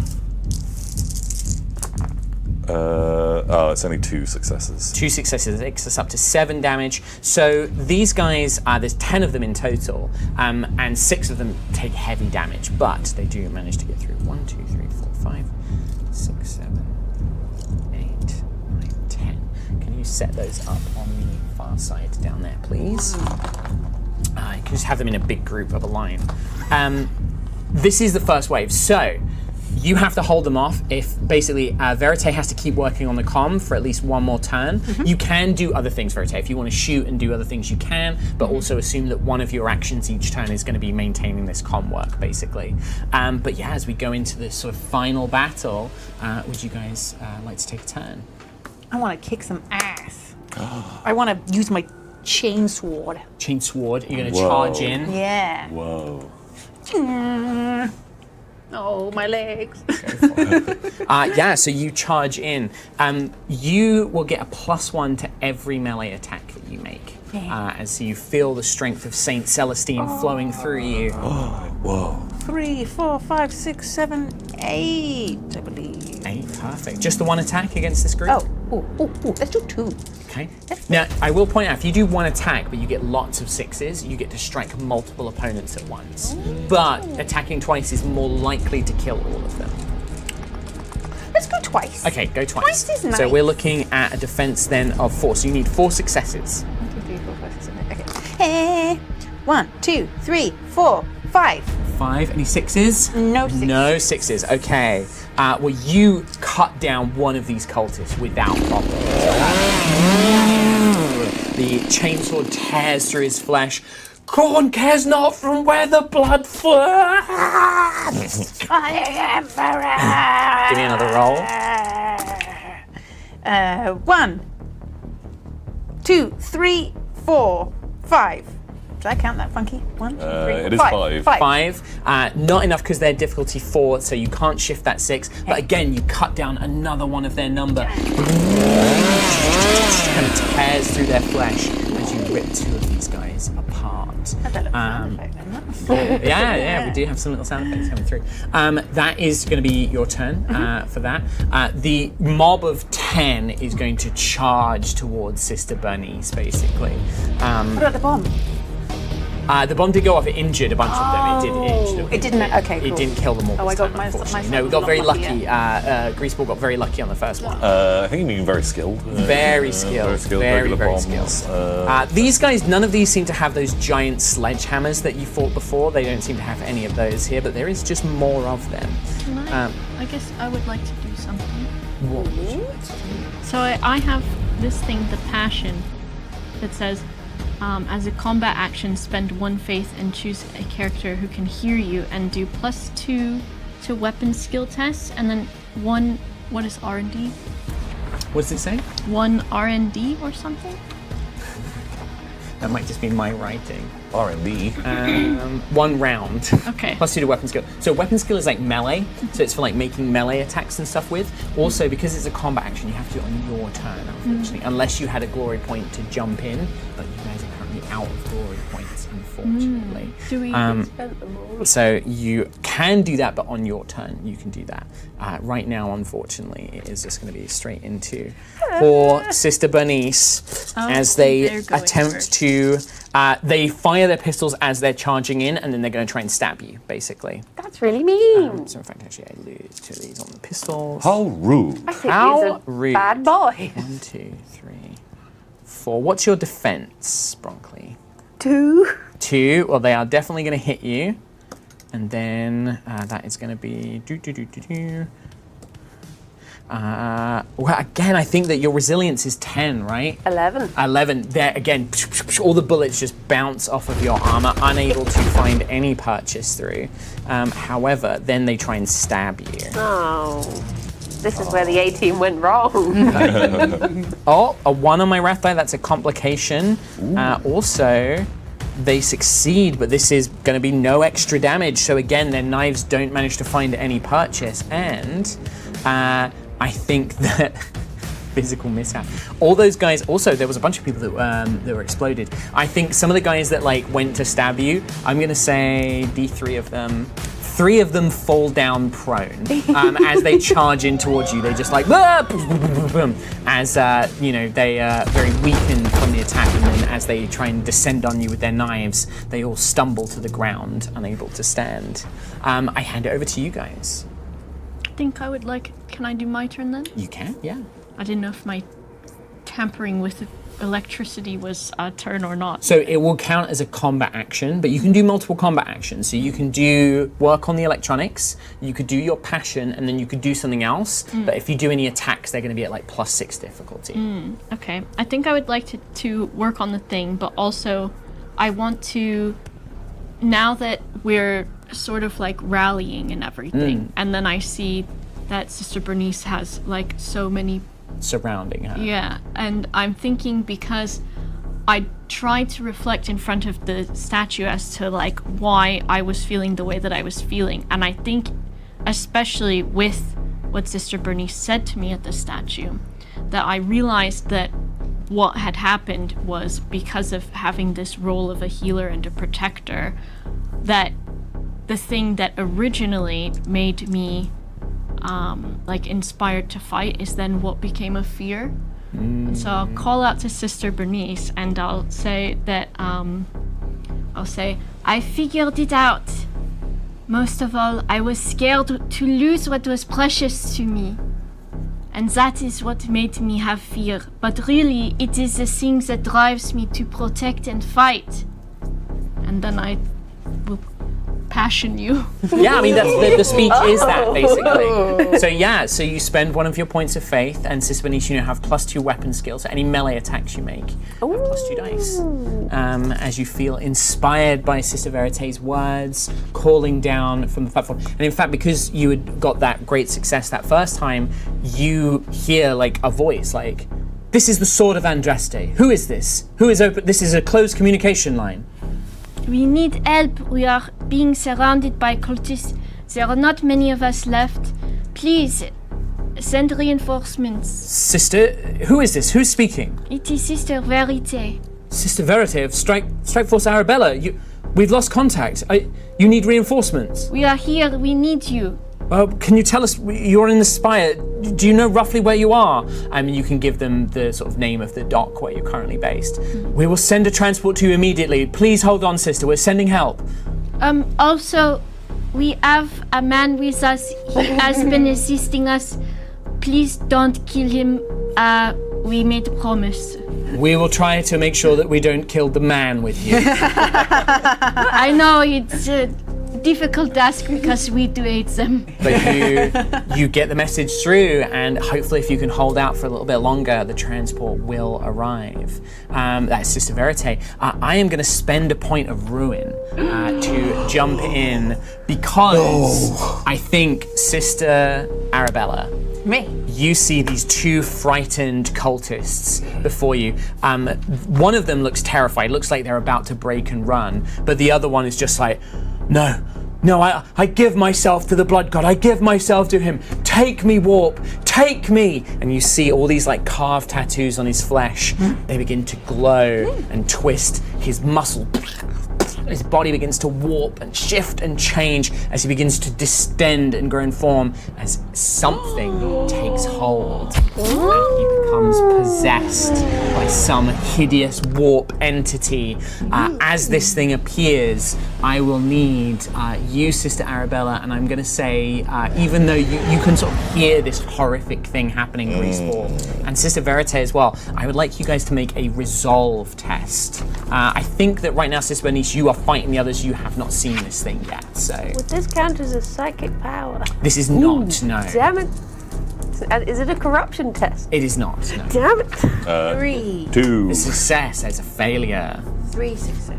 You are fine. And I think I only get 2 resolve. I got 1. That's a failure as well. So Sister Arabella, you are fine. You are fearless. You are a sister of battle. You do not fear the demon, the witch, or the heretic.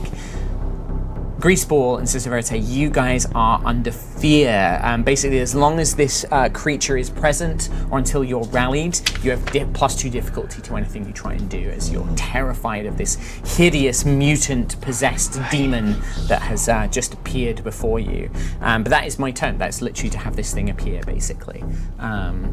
So I think Greaseball and Sister Bernice are ready to go.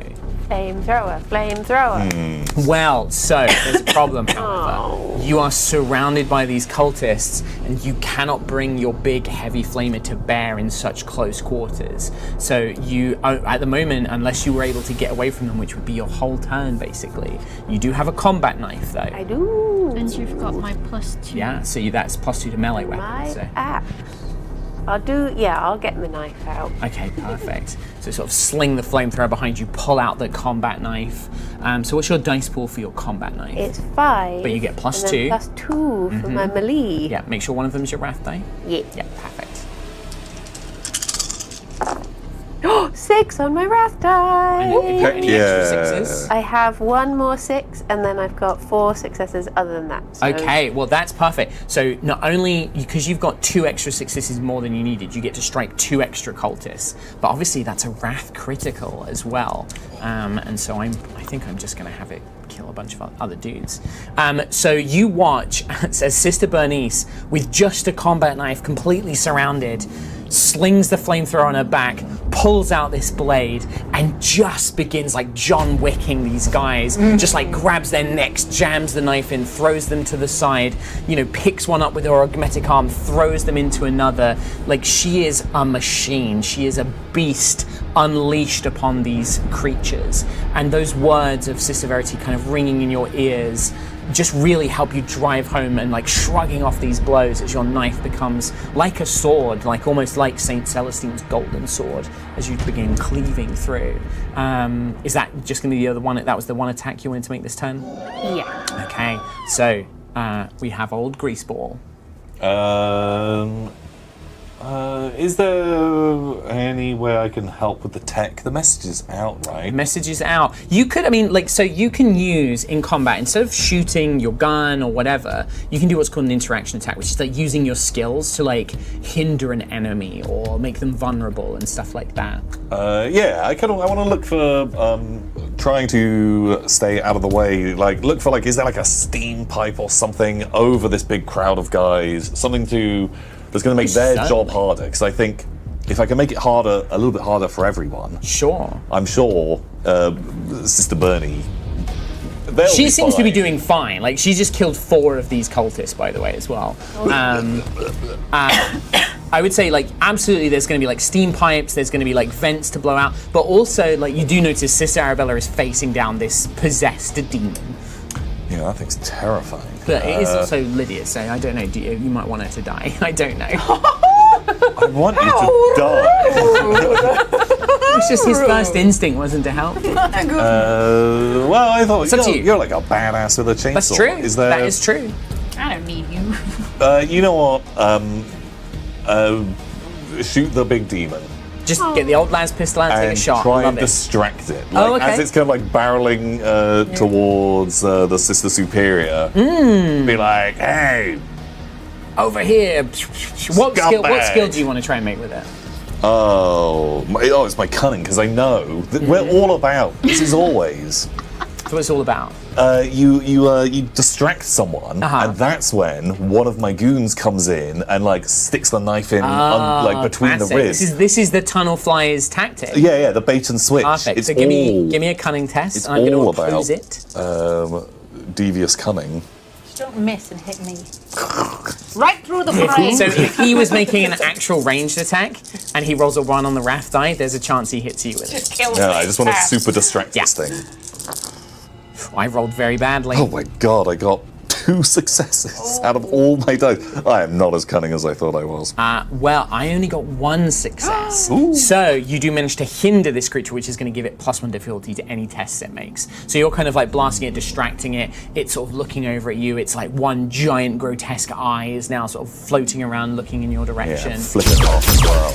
Screw you. Screw you. As this thing like looks down, terrified. All right. Well, I think that you begin to hear. These are like taking. This is taking like maybe a couple of minutes as this fight goes on. You begin to hear like this kind of screeching as the doors of the hangar bay begin opening, but this thing is not quite in yet. So we're going to quickly try and do another quick round. Then that's probably going to be the end of the stream. Mainly because it's the top of a round.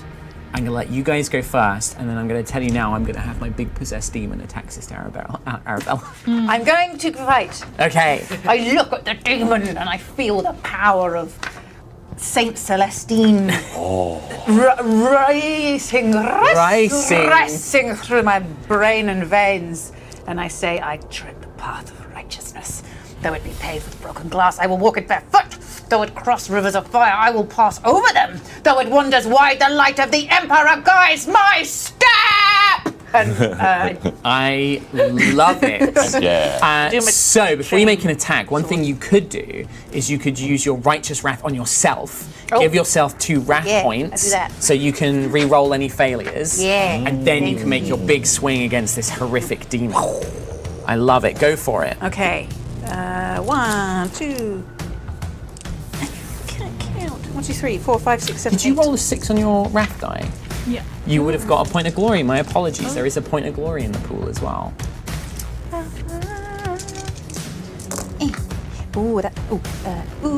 A 6. on That's a my point good of one, glory. and then And also a critical. 2 more 6s here, and then that's Right. a success. But as don't well. forget, you could spend a wrap point to re-roll those failures if you wanted to. Yeah, let's do it. Let's do Let's it. do it. Do you want to that'd try and be get as super many cool. things as you can? Yeah. Do a big hit against this thing. Oh, that's Oh, heck yeah. 2 more 2 successes. more. All right, what are we looking at here? Okay, so 2, 4, 6, 7, 8, 9, and 1 9 mega points. success. Amazing. So those 2 of those 6s you can shift to do extra damage. Yeah. So on your chainsword, it's plus 4 ED, I think, isn't it? Sorry. Yes. Plus Yeah. 4. So it'll become plus 6. So you roll 6 dice. 1, 2, 3, 4, 5, 6. And you're looking for 4 5s, and then 6s are 2 extra damage. Ooh. Oh my my God. 5 ones is amazing. 5 That- You the can spend a, odds you of can that. spend a wrath. I point to ratted, I re-roll. ratted, I Yeah, ratted. yeah. So you can. Wild dice Yeah, that's roll. awful. Wow. So re-roll all those failures. Can I re-roll the... Could you add a damage? Not with for this one. Oh, you can just add damage with this. Yeah, you can just add straight damage. Okay. Let's see what we get on this first. Man. We really want 6s. Oh, yeah. Okay, there's a 6. There's 1 6. There's one 6, God, So there's that's 2 damage, extra 3 damage. No, it doesn't count on these Okay, ones. No. all right. So you currently got an extra 3 damage, which would put you up to 13 damage. But as Boba pointed out, you could. Oh. Right.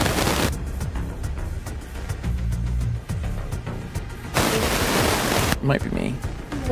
Apologies. Not me. Honey's bold. Well, you can, Lydia, spend both of these to add 2 more damage. Yeah. Do it. Perfect. Spend both glories. That glory. So that's going to be 15 points of damage. Suck. Now, this thing has a resilience of 8, so it would reduce that by 8 points of damage. Yes, please. Yes, thank you. So that would go 15, so 7 points of damage. You watch as the chainsword nearly tears this thing in half. You did a critical. So let's see what the result of that critical is, because that might do extra damage. 52. Overpowering assault. Target suffers D3 plus 1 wounds. 4 more points of damage. You watch Sister Arabella as this thing roars, bellows, bringing its terrible, doomed claws to appear on you. We have a gentleman joining us under the table. Oh my goodness. My dear. The chainsword bears into this creature, tearing it apart, spraying you with gore as this inhuman scream as it begins to burn. However, this thing has an effect. When it is destroyed, it explodes. I'm ready to die, hero. Are you ready to die? I'm ready for the glory. You're just going to take it? I'm You just gonna want to take the whole take thing? it, tank it. I want to I make up. mean, you might be fine. Oh, that was terrible. That was terrible. And it's only 6 points of damage. What's your resilience? My resilience is 10. You watch as this thing implodes, blowing, like kind of knocking you back, but you kind of slam the chainsword into the ground to slow your kind of your pushback as you watch as this thing is detonated. And I think with that, because it is time to end the stream, it is at this point, Bernice, you sort of manage to clave your way, bring your flamer up, burn the remaining heretics as they do so. Sister Verity, do you kind of help out? Are you going to start like firing towards them, or are you just going to wait for the transport to land? I don't know, because I'm so close to a pacifist run. Yeah, you are. Totally. You can take that if you want to. So you can kind of descend down, sort of, come on, like, kind of getting your teammates in. A couple of other armored sisters burst out from within as more cultists, by the way, are beginning to surge in. They lay down covering fire. Go, go, go. Bolters just hammering. You, Greaseball, sort of sneak in. Like, as all of this is happening, you sneak your way into the transport as all of you successfully escape from the Hive City. Sadly, this sorceress, Saint Ursula, and whatever her allies still remain, but you make your way back to the Sword of Andraste. Perhaps one day you can return to purge the heretics from this place. But that is going to bring our TTRPG to an end today. Thank you all so much for joining us. Thank you for enjoying it for TTRPG time. We hope you enjoyed that, like a lovely tale of sisterhood and their little Greaseball. Can we hit the goal before we go? Yeah, guys? £1 one drive more. or something? Come on. $1 drive. I don't have my glasses. I can't see behind the camera. There's like $50. something It's like like 58 that. quid. bam, done. But yeah, thank you very much for joining us for this. Thank you very much, players, for coming and joining. I know it's like a brand new system. It's always like a lot of things going on. But thank you very much. And I know like a lot of you, it was your first sort of step into the world of Warhammer 40k as well. Never heard of it. Never heard of it before, but no, it was great. Thank you for playing into the sisters' little RP bits as well, which I really liked as well. Lovely tale of sisterhood and being badasses. Yeah, and thank you for being such a And great Greaseball was there. Thank you, too. thank you. And Greaseball was there too. And you were there too. Yeah. We love Greaseball. We love Greaseball. So, Stephen, sorry, you know, I he's, can't believe he was allowed on. I was waiting just to be like, I think if we had more time, it would have been a bigger issue. The doors slowly shutting, like, oh no. No, it's a Pride stream. We're all about, you know, we wanted to give you your escape from the horrific hive life. Hooray! Hooray! Everyone wins. And then you throw me in jail on Well, your we're- state. Oh, Yeah. Where are you gonna live? £7.50. Come on, we're almost there. Oh my god, well thank you $7.50 left. Anonymous for the 50 bucks. Thank you very much, Incredible. Anonymous. Thank you. Very cool. Don't forget, so I know Zoe is streaming tomorrow for Pride as well, and there's going to be other streams going on with other people throughout the weekend as well. You can still donate throughout the weekend as well, so please do. We want to try and raise as much money as possible. Thank you so much for joining us, and thanks for helping us raise a bunch of money. We're just waiting now for that last bit of gold. Shug donated £1. We are even closer. Shug. We just need Seven away. five people put in £1. Bam. Do it. Wow, imagine that. Imagine that. And then you can all be honorary members of the Dog Bag family. There you go. What an incentive. Don't you want to be a member of the Dog Bag family? You have Actually- to change your username. I do want to say thank you, Alex from Games Night and Ben, because they loaned me a bunch of like the minis and the terrain for this as well. Oh, so thank you very much. Thank you, lovely Alex and lovely Ben. I like these things, but I do kind of want to eat it. Oh, they look Yeah. Yeah, Don't unfortunately, eat yeah, them. that's the Don't eat the forbidden power. candy. like Don't eat the power. little crunchy gooey boys. You can eat it, can't What names do we have left? Greasebag Dog Ball? Oh, you That trying could to be anagram? someone. Oh, we did it! Woo! What would you have gotten? Let's find out. A 6, righteous glory. You would have got like a bunch of glory points. There you go. Oh, come on. Amazing. The 1A. You're in the family. You're in the Thank family. you so much. Boom. Thank you so much, everybody. That's going to be it for us. We're going to head off now. Thank you so much. Take care, and we'll see you soon. Take care. Bye-bye. Goodbye. Now